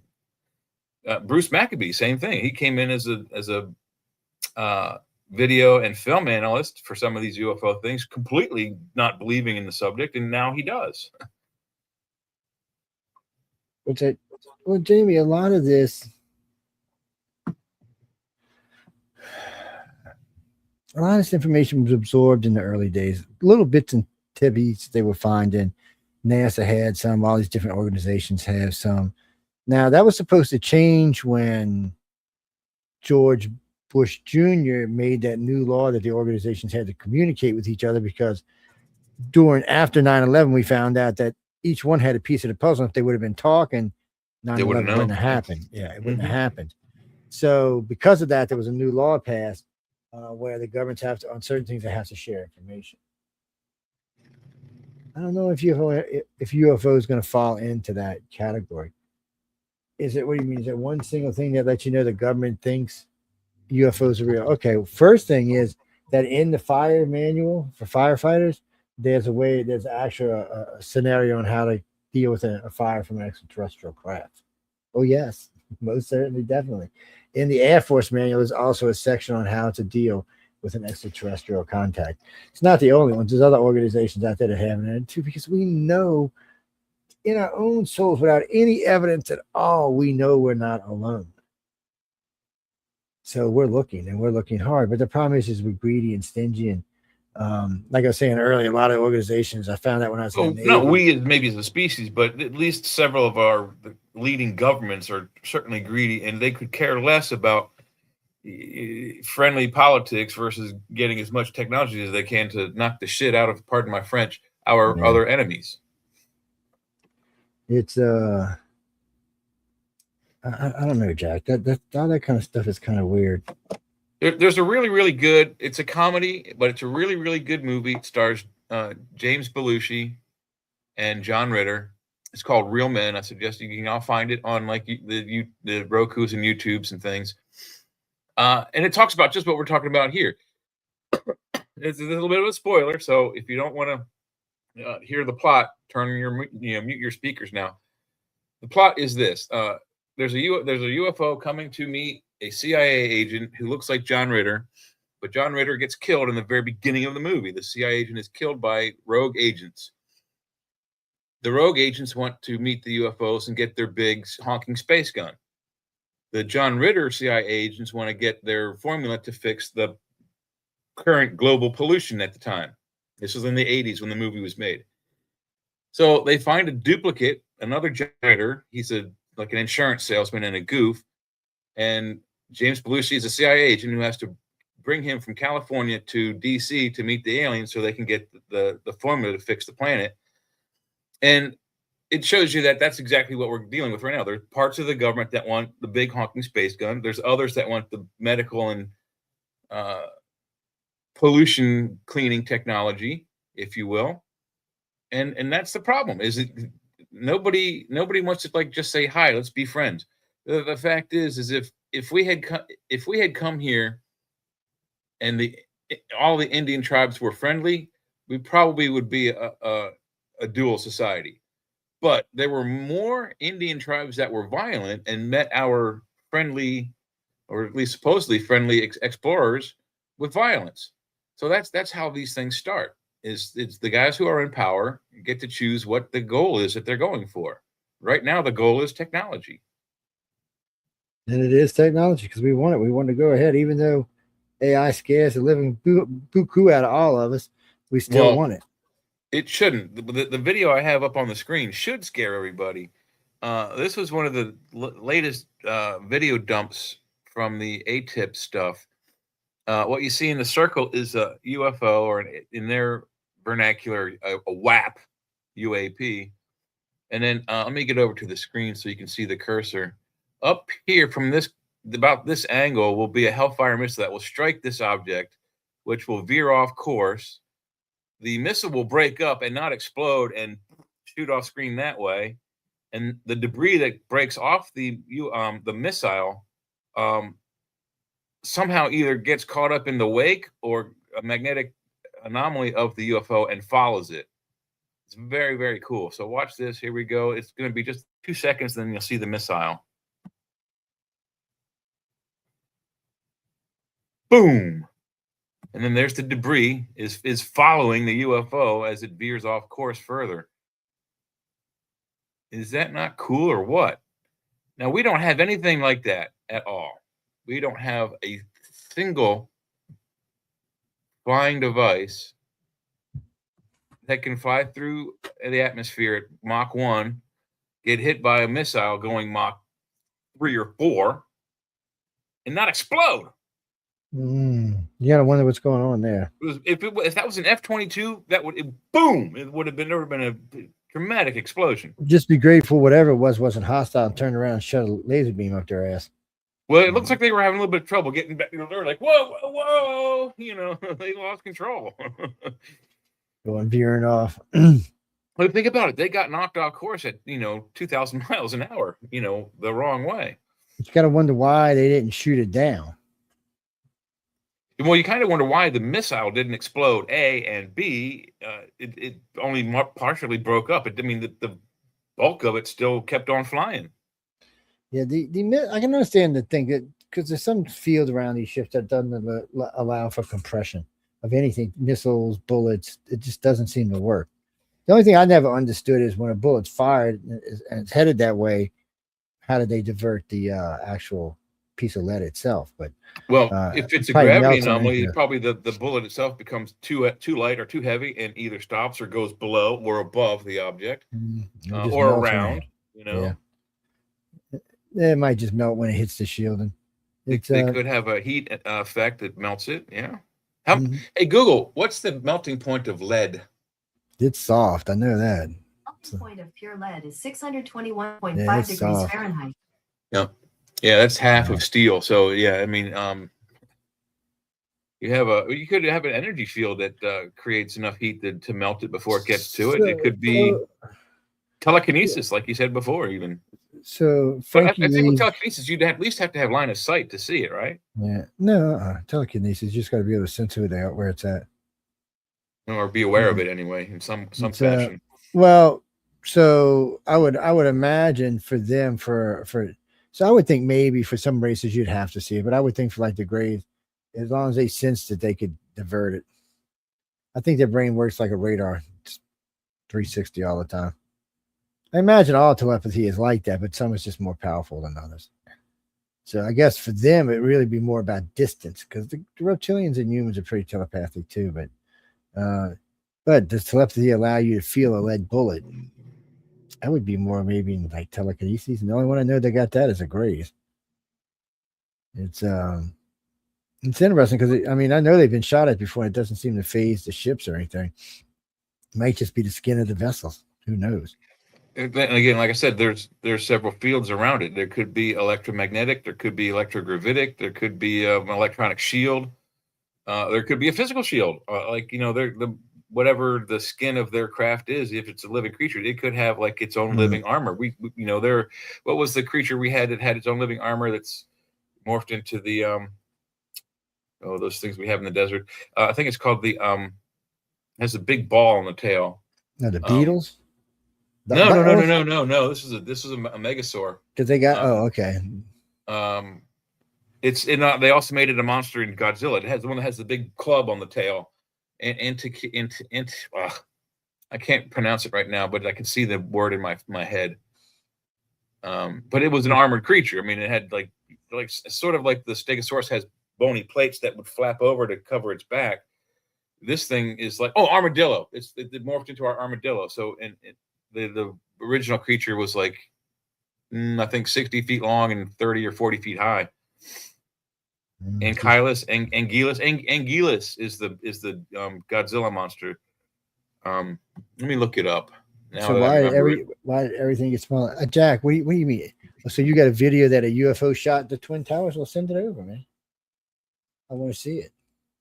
I've seen a lot of videos of the Twin Towers. Yeah, and I've seen where people thought there were missiles fired. And I've seen videos of the parking lot of the Pentagon. You know what got me about the Pentagon is people said all this stuff about the Pentagon and how it wasn't a plane, but yet they forgot there were people in the parking lot and there were cameras. Ankylosaurus is the creature I was thinking of. Ankylosaurus, and it's Anguirus in Godzilla. Plated ball-footed tail monster thingy. Yeah, slap you, you slap you around. No, Jack. So Uncle Sam has a good bit of information about what he thinks or she or it thinks is real. But what it actually has is just more of this, like the David Koresh guy, it's just more hearsay, third-hand information. It's not real information. They don't want to take the time to put the people in the hot seat they need to, which is, of course, you need to get in your people from Lockheed and Boeing and all the other companies out there. And there's a lot of them now. When you go look like Raytheon, when you go look at all these companies that have top secret contracts with the United States, there's a lot more than there used to be. And a lot of them are working on biochemical things, a lot of working on electronics. There's a lot of things that they're working on. And you have to wonder, first off, where this big boost of technology come from? Because it's a big boost of technology. And secondly, what are we going to do with it all when we get it? Because it's kind of making me a little nervous now. Some of the things I'm looking at. So they were talking about the X-47 the other day, which is a 7th generation fighter, but it doesn't go in space. So then NASA puts out this thing that they may have a development for a 7th generation fighter that goes into space. Then the Air Force said they were going to build their 8th gen for a space plane, but it looks like NASA may shortcut them and do a 7 and make a space plane themselves. Germany's already building the space plane. So in other words, we're figuring out how to do away with rockets. No more taking off like this. Be more like taking off like this. Well, because you don't necessarily have to just go. When you can just gradually bring yourself up. Once you get to a certain point, you lighten up Also, anyway. you can launch from anywhere on the planet, and if necessary, you can go around the planet until your atmospherical exit point that's ideal to go to where you're going. Whereas with the rocket, you have to wait for the planet to go, okay, boom, and get to the direct, route. So No, Jimmy. The shuttle was a rocket and a glider on the way home. not maneuver through the atmosphere except on re-entry, and at that point, it is just a brick. It is nothing but a ballistic brick. Every astronaut, it has no maneuvering thrusters. It is just on fly-by-wire. Yeah, every astronaut will tell you it's like flying a brick. The ailerons barely work. The flaps barely work. The rudders is sort of working. It's enough to coming in at what 13,000, 14,000 degrees. About the same temperature as the surface of the sun. Well, depending on where they were coming from, they'll be anywhere from Mach 23 to Mach 32 when they re-enter. Yeah, they're cruising, and I mean, when they got to slow down, people, they got to break that. That's why they come in like this and not like this. They come in like this. It hits the atmosphere, and the atmosphere acts like an air brake, really. Basically, what it is, a giant air brake. But NASA wants to come up with it. So all of a sudden, NASA, maybe they went and talked to Elon. Somebody came up with some new Gen 7 tech out of their thing. And then there's been a lot of talk about somebody's got an FTL drive. Now, for most of the people out there that don't know what FTL means faster than light. It's interesting. I don't know what we're going to do with it because, frankly, without some kind of sensor that can see faster than light is useless because you'll just be plowing into stuff. Unless you can have some sort of energy fields that are around the ship that it doesn't matter what you bump in. It just that would work in some places, but think leaving right now. So if you punched it here and had to go out of this solar system, you got to cross through the Oort cloud. You got to probably go close to the asteroid belt. What's the other cloud? There's another one out there you got to go through. There's the heliopause and the heliophase, but they're more like the gravity barrier and the heat barrier from the sun. Or one's the light as far as the light goes, and one's as far as the gravity goes. I forget which one is which. Yeah. No, Gene, he's talking about technically it's the end of our solar system. End of our sun's effect on the solar system. They consider the starting border of our solar system the Oort cloud. Then coming into that is either the heliopause or the heliophase. And then a little bit further coming in from that is, again, the heliopause or heliophase. I forget which one is which. One of them is how far you can get the direct effects from the sun, and the sun stops, the light is no longer effective. And then the other is how far the gravity is effective on you. And then there's Oort cloud. Our cloud's just a bunch of frozen crap floating around. Bunch of rocks, and ice, and water, and ammonia. Some decent size. Some at least the size of Pluto out there. They think there's a big one out there, but no one can find it. No, but it's also all the junk that didn't get consolidated into a planet or a gaseous giant. It's all probably what's in the Oort cloud is also probably the very, very lightest stuff on our table of elements, like talc and chalk and coal. Well, they say there's a lot of water out there. So yes, in water, ice water, probably some pneumonia, ammonia. One day we'll need all that. We found liquid water on Pluto. We're finding water all over the place. We're going to need it as we explore and get out into the universe. We're going to need all of that. We also have to take into consideration if the story about the fifth planet is true and it was 5 times the size of Earth and it was an Earth planet and we give it the same similar ratio of 7/10, that's a shitload. Pardon my French. It's a lot of water to have gone missing. So whereas it floated off somewhere, someone came to Earth. I think some of it's frozen on the top of Mars and some of it's right here with us. Mm-hmm. Well, so here, figure this one out, Jack. So Earth gains 2 to 4 inches of water every year like clockwork. And we're 4.4 billion years old. So see if that 2 inches a year gives you how much water is on the planet today. And if it doesn't, then what are you going to do? Where did the rest come from? You can say some came in from asteroids and stuff like that. That's true because some of it did. Some of it also evaporated, so we didn't actually get it. Well, it was created by planetary volcanic activity, but not all of it. Well, there's a theory that the Pacific Ocean itself was a remnant of either the fifth planet or Mars, one or the other. Yeah, that we just collided into it, or it collided into whatever you want to say. It was just a big round ball of water floating out there, and we just collided into it. The Velikovsky theory is whatever destroyed the asteroids or destroyed the fifth planet, creating the asteroid belt, siphoned off with it the water from that, and when it passed through nearby, it didn't collide with, but nearby, it passed very close to Mars and siphoned its atmosphere and water, and the bulk of that water, allegedly, Velikovsky says, was deposited here on Earth. So we have a combination of water from two planets, perhaps. Perhaps. And recently they said they think there's enough frozen water on Mars that'd be more water than that's on Earth. Well, they keep thinking it's dirt, and they keep finding permafrost and ice and water. So it's getting a little confusing. So everybody originally thought that all the water on Mars either bled off or evaporated. Good theory, little planet, not much of a thing. Knew we had a big catastrophe next to it. No big deal that something might have blown the water off. But then they started finding water, and they didn't quite know how to mush the two together into a coherent theory. So they're still hanging it out there, but I don't doubt that some of the water that's here today came from somewhere else in a large source. And you never know if a planet lost like an ocean-sized chunk of water, depending on how long it took to collide with our planet, the life in that water still may have been there. Well, one way is to know if we can get on Mars and get a sample of liquid water and compare it to the liquid water samples from Earth. If they're identical, that's impossible. That means the water came from Mars. Well, if they're different, then we're wrong.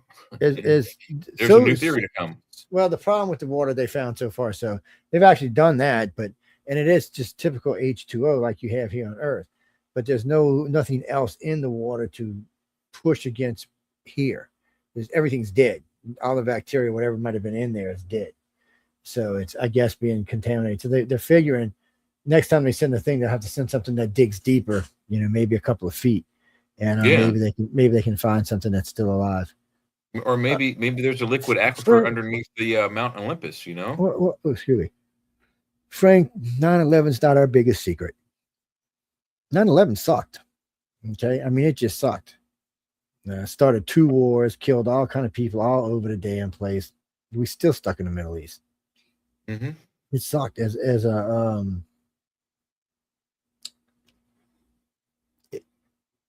out of all the other things that could have went on, they could have handled all that differently. But matter of fact, most of the wars in the Middle East, I don't even think they're over usually.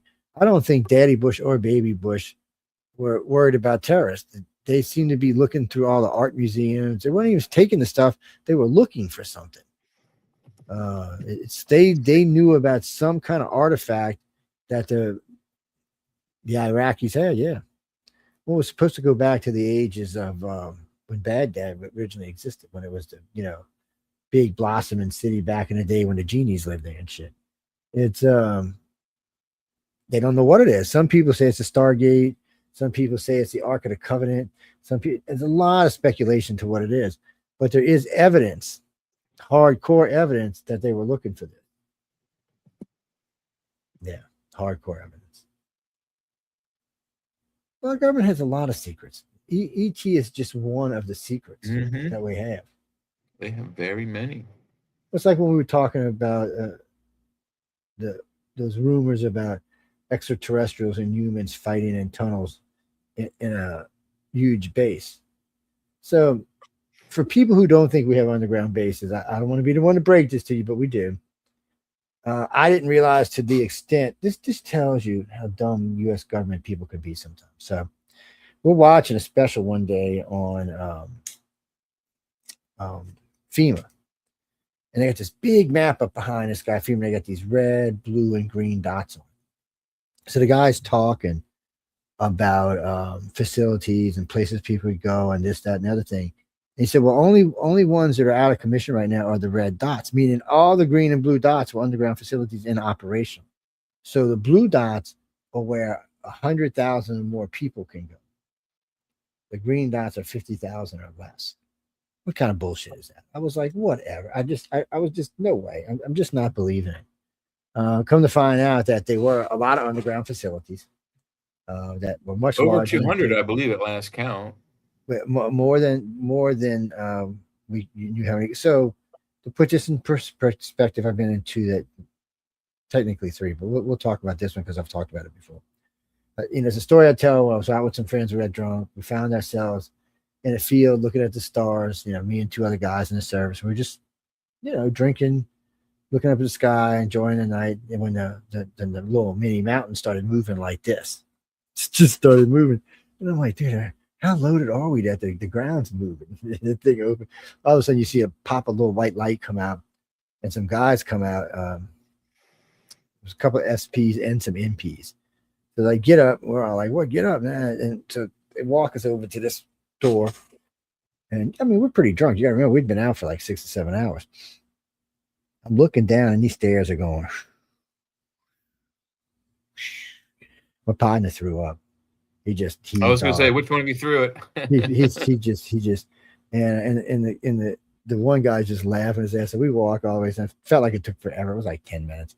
We get down to this one level, and there's a little golf cart thing waiting for us, electric one.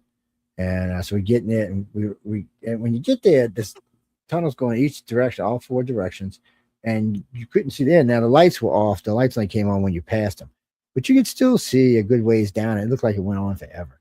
And anytime a light would come on, you would notice these tunnels were really long. So we rode a little ways, and then he said, "Okay, y'all go in here to eat." The Boston cafeterians, they had some guy there making hamburgers. So we went and ate some hamburgers, and we were waiting for whoever was in charge to come see us. And the guy walks and he said, "Do y'all know where you are?" I said, "No, sir." I said, "All I know is we're in some underground place." They said, "What do you think you?" I said, "I don't want to speculate." And my partner, he's like, one of them's just passed out. The other one's like, "I'm with Joe. I don't want to speculate where we are."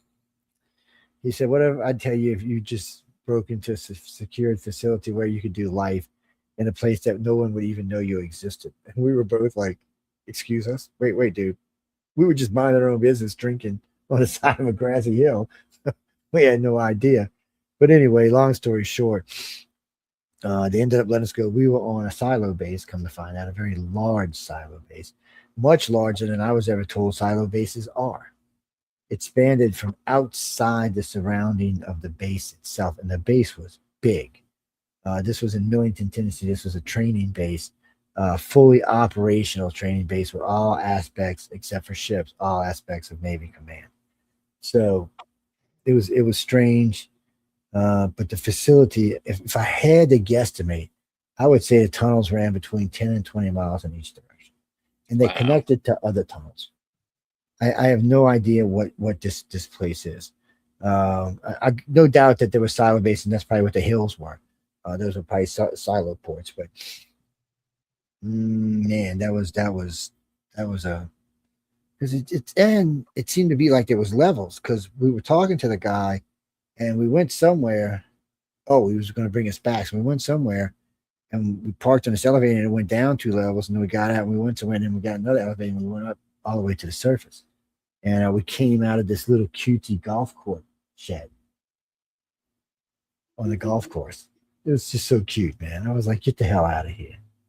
But they're not playing around, and we were warned. And then we still had to go see our captains the next morning. I still remember seeing him. I walked in that day. He said, "What happened?" I told him. He started laughing. He said, "They let you go." I said, "Yeah, thank God." He said, "Y'all were too drunk to remember anything?" I said, "Probably." He said, "All right, get out of my office. I don't want to see you." He said, "You don't know how to read?" I said, "What do you mean?" Because there are posted signs everywhere. Do not enter, government restricted. I said, "We're in the Navy. This is our base. Well, it's not restricted for us." Apparently it was. Yeah. What, Jamie? It was a crazy sized base. Now, I don't know if I should tell you about this one or not. Anyway, I was in DC one year, and I wanted to go see the one under the hotel. There's a facility under the hotel that was going to be for like the senators and congressmen if there was a bomb in DC. It's retired now. Supposedly it's retired. It's a pretty big place.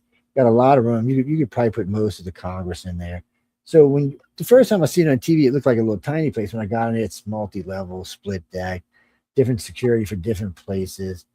Even had a little place you could grow a garden if you wanted to. So it was kind of it was a little different than what I was. So I'm talking to this guy, just random guy, security guard there, and we're talking.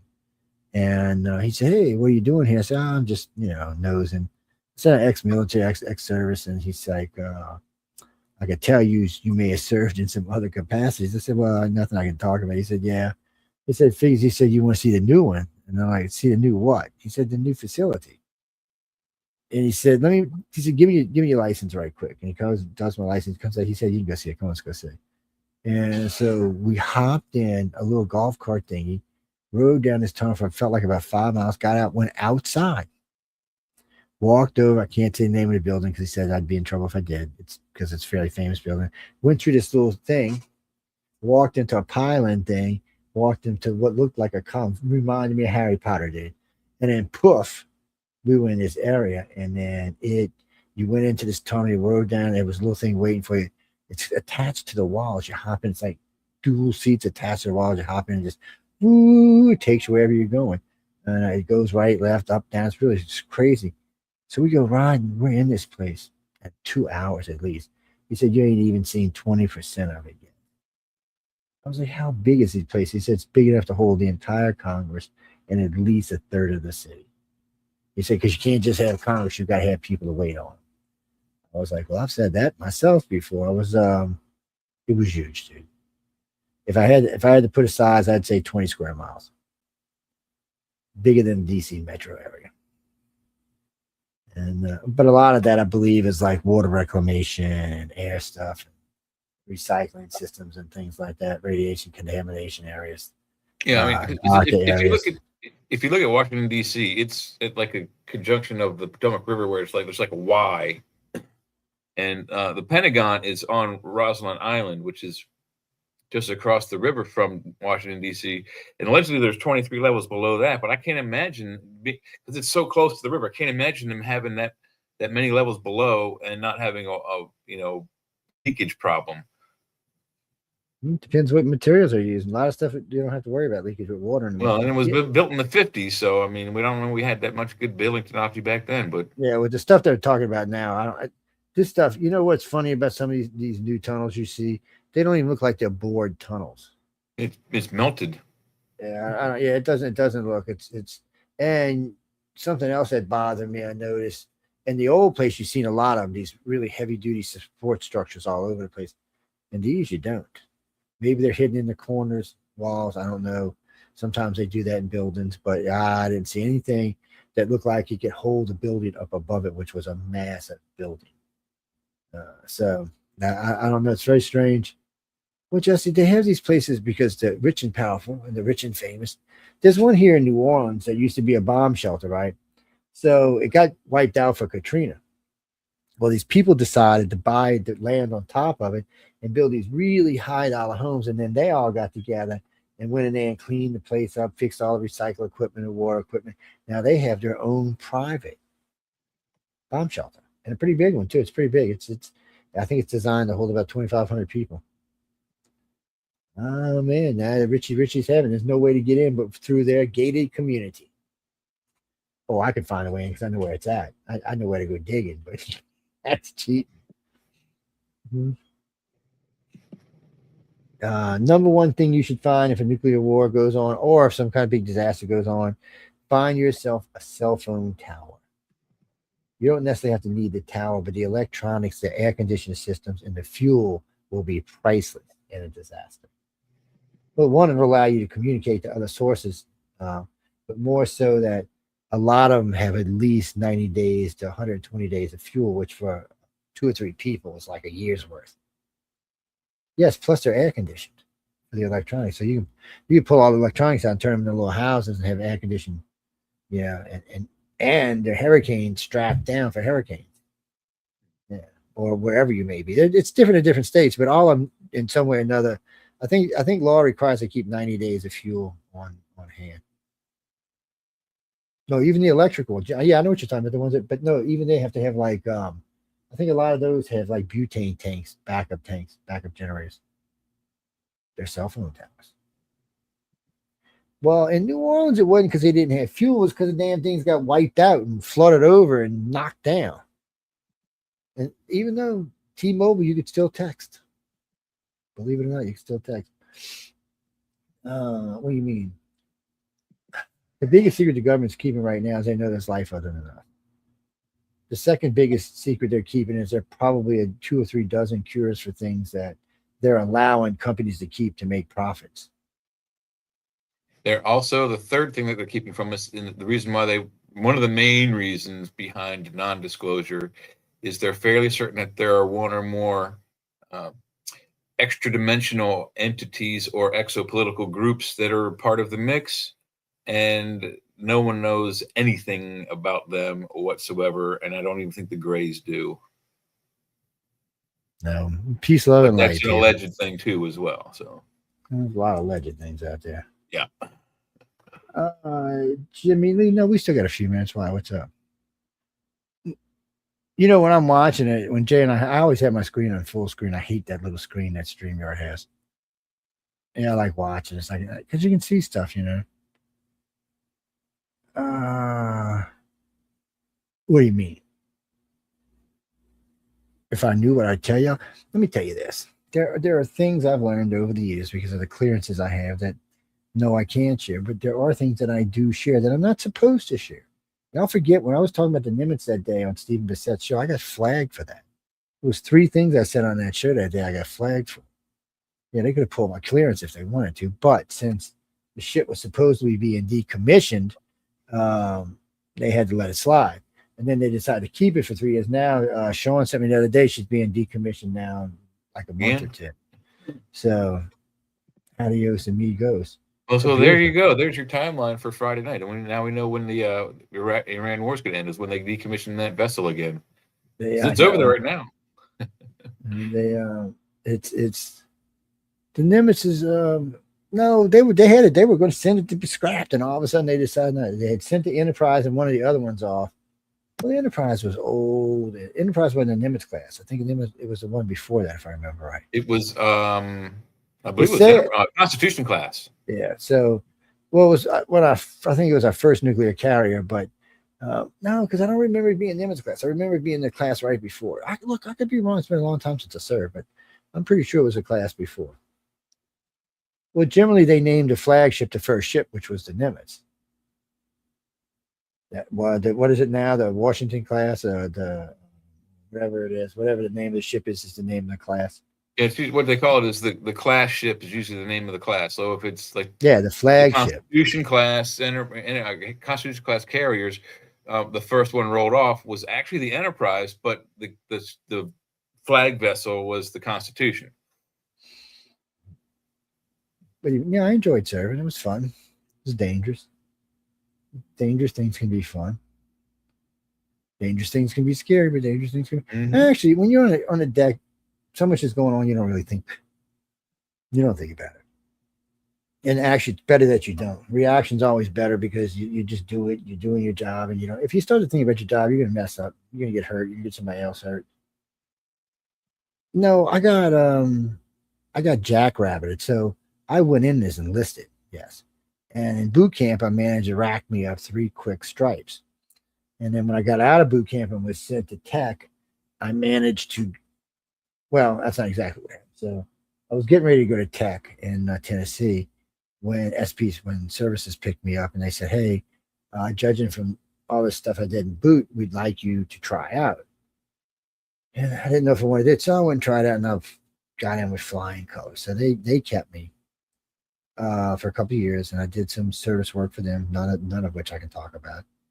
Even today, it's all seriously classified. And then we were between duties. They had a bunch of other operations going on, but not for us. Because mainly we were either the guys who went in and saved your ass because you went in and were stupid, or we the guys who would make sure nobody else snuck up on you while you were doing your job. But so anyway, we got a big break because this stuff was going on. So I went and finished my tech school, and I was sent out to the Nimitz, and because that's the job I had requested originally, and I was working out there and doing electronics and doing a really good job and making really big brownie points. And I had already got my E4, and they were looking at E5, and I had to rent across what I had. And then by shit and giggles, a guy, one of the guys that work in weapons, had brought up an A6 intruder, and one of its primary Sidewinder missiles was having issues, and they weren't going to let it launch. And it was blacking up the system, and it was making me mad. So I went over there. I said, "Move." He said, "You're not." I said, "Just move." So I went in there. 5 minutes later, it's operating. He's like, "Really?" And I said, "It's operational. Get the damn thing off my deck." They launch it because I was a shooter at the time. So the shooter's a guy who launches. Anyway, a couple of days go by, I think, and the number one comes and grabs me. He said, "I want you to look at something in the conning tower." I'm like, "Oh," because I was just a little nervous. Like I was like, anyway, we get up there, and he said, "This, you know what this is?" And I said, "Yeah, I got a pretty good idea what it is." He said, "You know how much this thing costs?" I said, "No, but I know it costs a lot." He said, "Yeah." He said, "It hasn't worked right since I can't use the language he used, since they installed it on our ship." He said, "Man, it's don't get me wrong." He said, "It's a fabulous system when it's working, man. It will save you, but when it's not, it's going to get you killed." So I'm looking at it, and he said it goes on, it comes off, it stays off, it comes on, it does just weird stuff. Sometimes it works for months, years, don't nothing, then bam, it's on off on. He said, Works when it wants to, basically. He said, "Joe, if I told you how many tech people I had on here, you would start laughing." He said, "At least the group on this carrier 3 times over with us." He said, "I even had some guys from the sub on looking at it." He said, "I figured they could figure it out."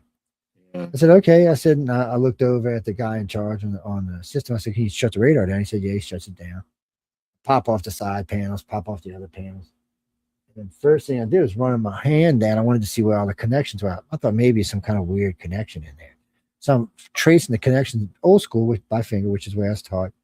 And I felt the fucking beep nick.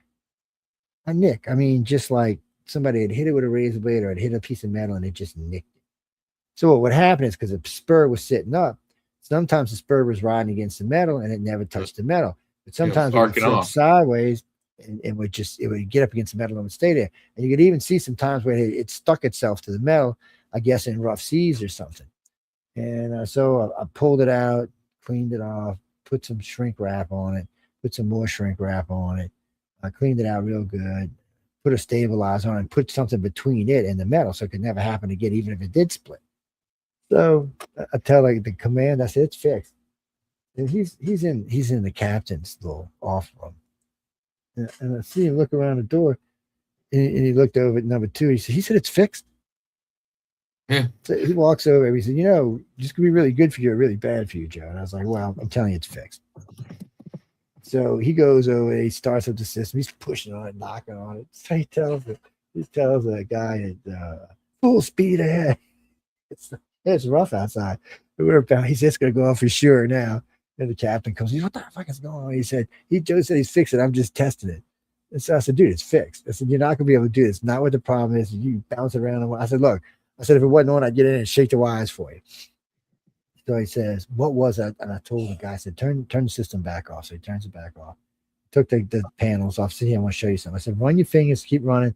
I said, "You feel that new cover?" And he said, "Yeah." I said, "You had a nick about the size of my fingernail. Probably happened on insulation." I said, "The spur, which you can see the little plastic spur, was bouncing against the thing and it would keep it off sometimes." I said, "But then you'd hit a wave and the spur would go up and the metal would go metal to metal.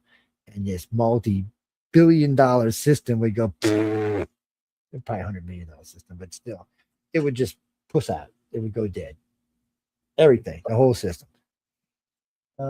Johnny, it was a hot wires, but the problem was it was drawing all the power off and shooting it through the panel. Lucky it didn't blow up the side of the damn ship. And he looked at me and he goes, "You're kidding me, right? That's all it was." I said, "That's all it was."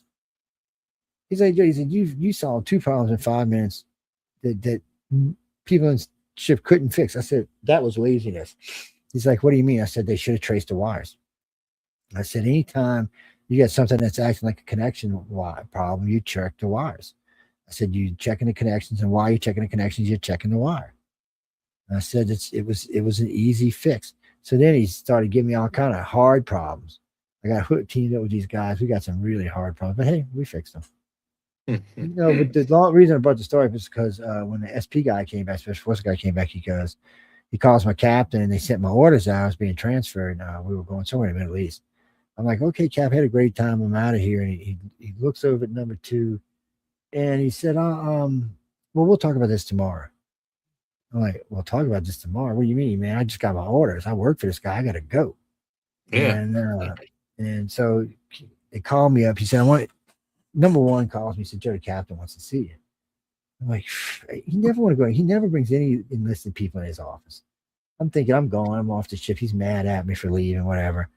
And I get in there. He said, look, we're going to promote you to Lieutenant JD and in 60 days give you full lieutenant. He said, along with all the economies, all the money and everything that goes with it.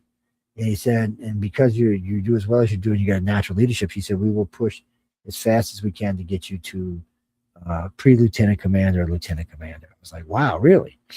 And so you know where I stayed. Come on, I got carrier duty, have my own quarters now. Oh, like hell with this. So when your boy came, they flew out on a helicopter to come get me. And the captain was waiting for him downstairs. He said, oh, hey, he's talking to him. They were friends, I guess. And they're talking to each other. He says, you know, Joe's not leaving, right? Not standing right there. He's like, you know, I'm keeping him. He said, no, he's really good at what he does. And, you know, and the captain says, what does he do? He said, well, you know, I can't tell you that. He said, well, I don't care how good it is. He's the best leg tech I've ever had on this ship, and he's not leaving. And he said, and I outrank you. I was like, big time outranked him, too. Because he wasn't even, you know, I think he was a lieutenant. It was too funny. Jamie, I always call that failing upwards. Yeah, because it's not something you're intending to do. It just happens. Well, I used to tell my business partner, sometimes we would just F up upwards. It would just happen sometimes. Things that you just didn't really want to get involved with, you end up getting involved with and they were successful. Yeah. I like the military. No, I wasn't anti-military. I like the military. I didn't want to make it my whole life, but you know, I wish I would have though, because I would have retired at 49 with like 5 G's a month back then. Maybe about 7 G's a month now. I'd be just sitting on my butt. I could send Jay some money, man. No, if I'd have stayed into like lieutenant commander, I would have retired with about 7 G's, 8 G's a month. Officers make way more. Well, frankly, to be honest with you, when I was on board, because I was a 4x10, because I had a reserve status, I got extra pay for that. And then, of course, we got deck pay and hazardous pay and sea pay. So my little, I think my check was like $700 a month until we added all that in. So when I was on base, I was making eight something, I think it was. When I was on ship, I was making like 36. And this is like 1984, 85. Yeah. The big difference in pay. Well, when I got promoted officer, it went up even more. There's some parts I miss of it. There's some parts I miss. What, Frank, what are you talking about chasing girls in Asia? I only got to stop by twice and it was short visits. I never really got to go hang out that much. I only got to see Hawaii by pass and we got to wave at, hey, Hawaii, hi, Hawaii, as it went by. Yeah, that big. Well, the officers got to go. I wasn't one back then. We went to Singapore and not Thailand. I can't start it with S, so for some reason it's not coming out of my head. No, I've been to like, no, what drink? I would like to go in there. Jimmy, I've been to about 55 countries, and I've been to all but 4 of the states. Puerto Rico is not a state, and I don't want to go to Puerto Rico. I'm not hating on Puerto Rico. I got friends down there, but it's not a place I want to go. If I was going to go to an island like that, I'd rather go to Cuba. Cuba's older and more effed up, but it's got more character to it, too. Yeah. Jeffrey, we got to go, but what do you mean, why does the government keep it secret from us? Okay. We're going to be talking about this again in a week or two, but real quick, we got to go. Reasons. So are you ready to know the truth? Anybody listening tonight? I know there's at least 3.5, 4 million people listening worldwide over the radio and probably about 100,000 on TV. So YouTube and Rumble. I doubt there's more than 10 on YouTube and Rumble. Hey, Heidi. So are you ready for this? That's the question. So how many America's supposed to be the most advanced country in the world, or how many Americans are ready? Let's do China. 1.4 billion people in China. How many are ready to see ET? Yeah. How about India? 1.4 billion people. How many are ready to see ET? 8 billion people on planet Earth. How many are ready to see ET? How many of that 8 billion's religion is going to get in the way? 5 billion, 5.5 billion, 6 billion. How many people are going to say it's Satan? The especially if they look weird or look like reptilians, they're definitely going to be Satan. The little grays with the big eye. Oh God, it's close. See, Satan. It's Satan back there. No, that ain't Satan, people.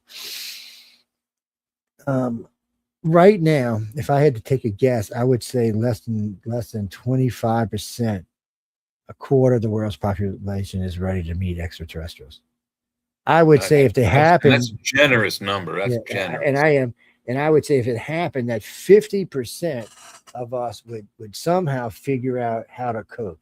The other 50% are not going to. It's going to lose it. In disaster is what it's going to be. I mean, it's going to be a biblical disaster. They're going to lose their minds. They're just not going to be okay with this. Some of the information may even topple governments. Look, I have been pushing for disclosure just like everybody else in the field has been. But it's not going to happen when nobody's ready for it. I mean, Christy and Heidi are fine with it, but they all chilling in the room with us. But I mean, these other idiots are out there going, aliens? No, they're not aliens. That's demons. Oh no, that's not real. That's the government. This is head exploding material. Last time somebody told me a grave was from the government, the graves are at least 2,000 years old. How can it be from the government? I said they've been here for at least that. And I said the reptilians and humans even been here longer than that. I said, what government are we talking about? A government we've never heard about? Mesopotamia, maybe? I'm like, come on, give me a break.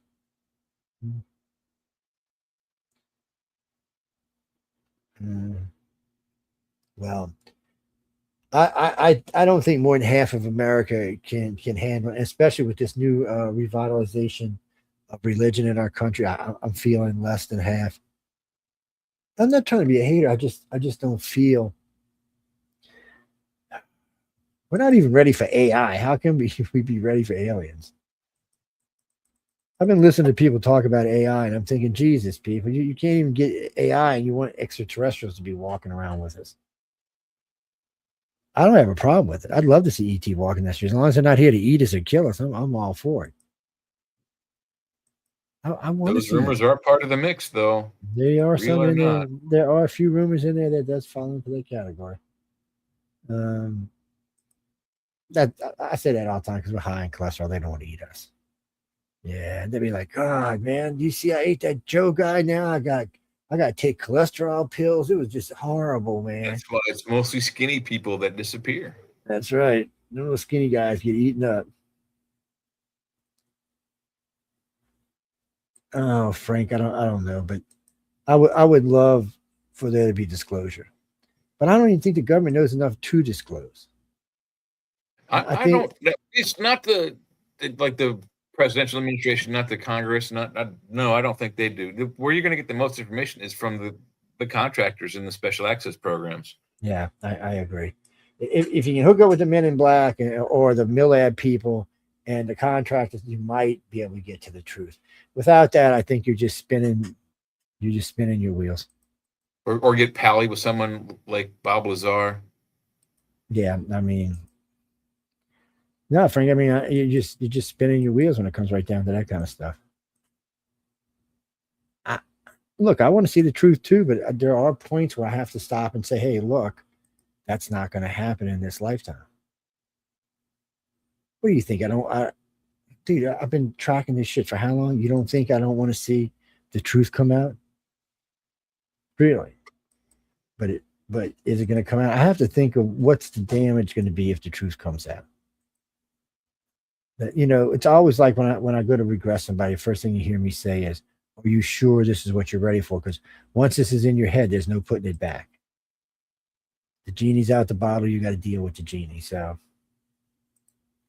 that's what I tell people all the time. I mean, be ready. And it's the same thing with disclosure. Once it's out out, there ain't no putting it back.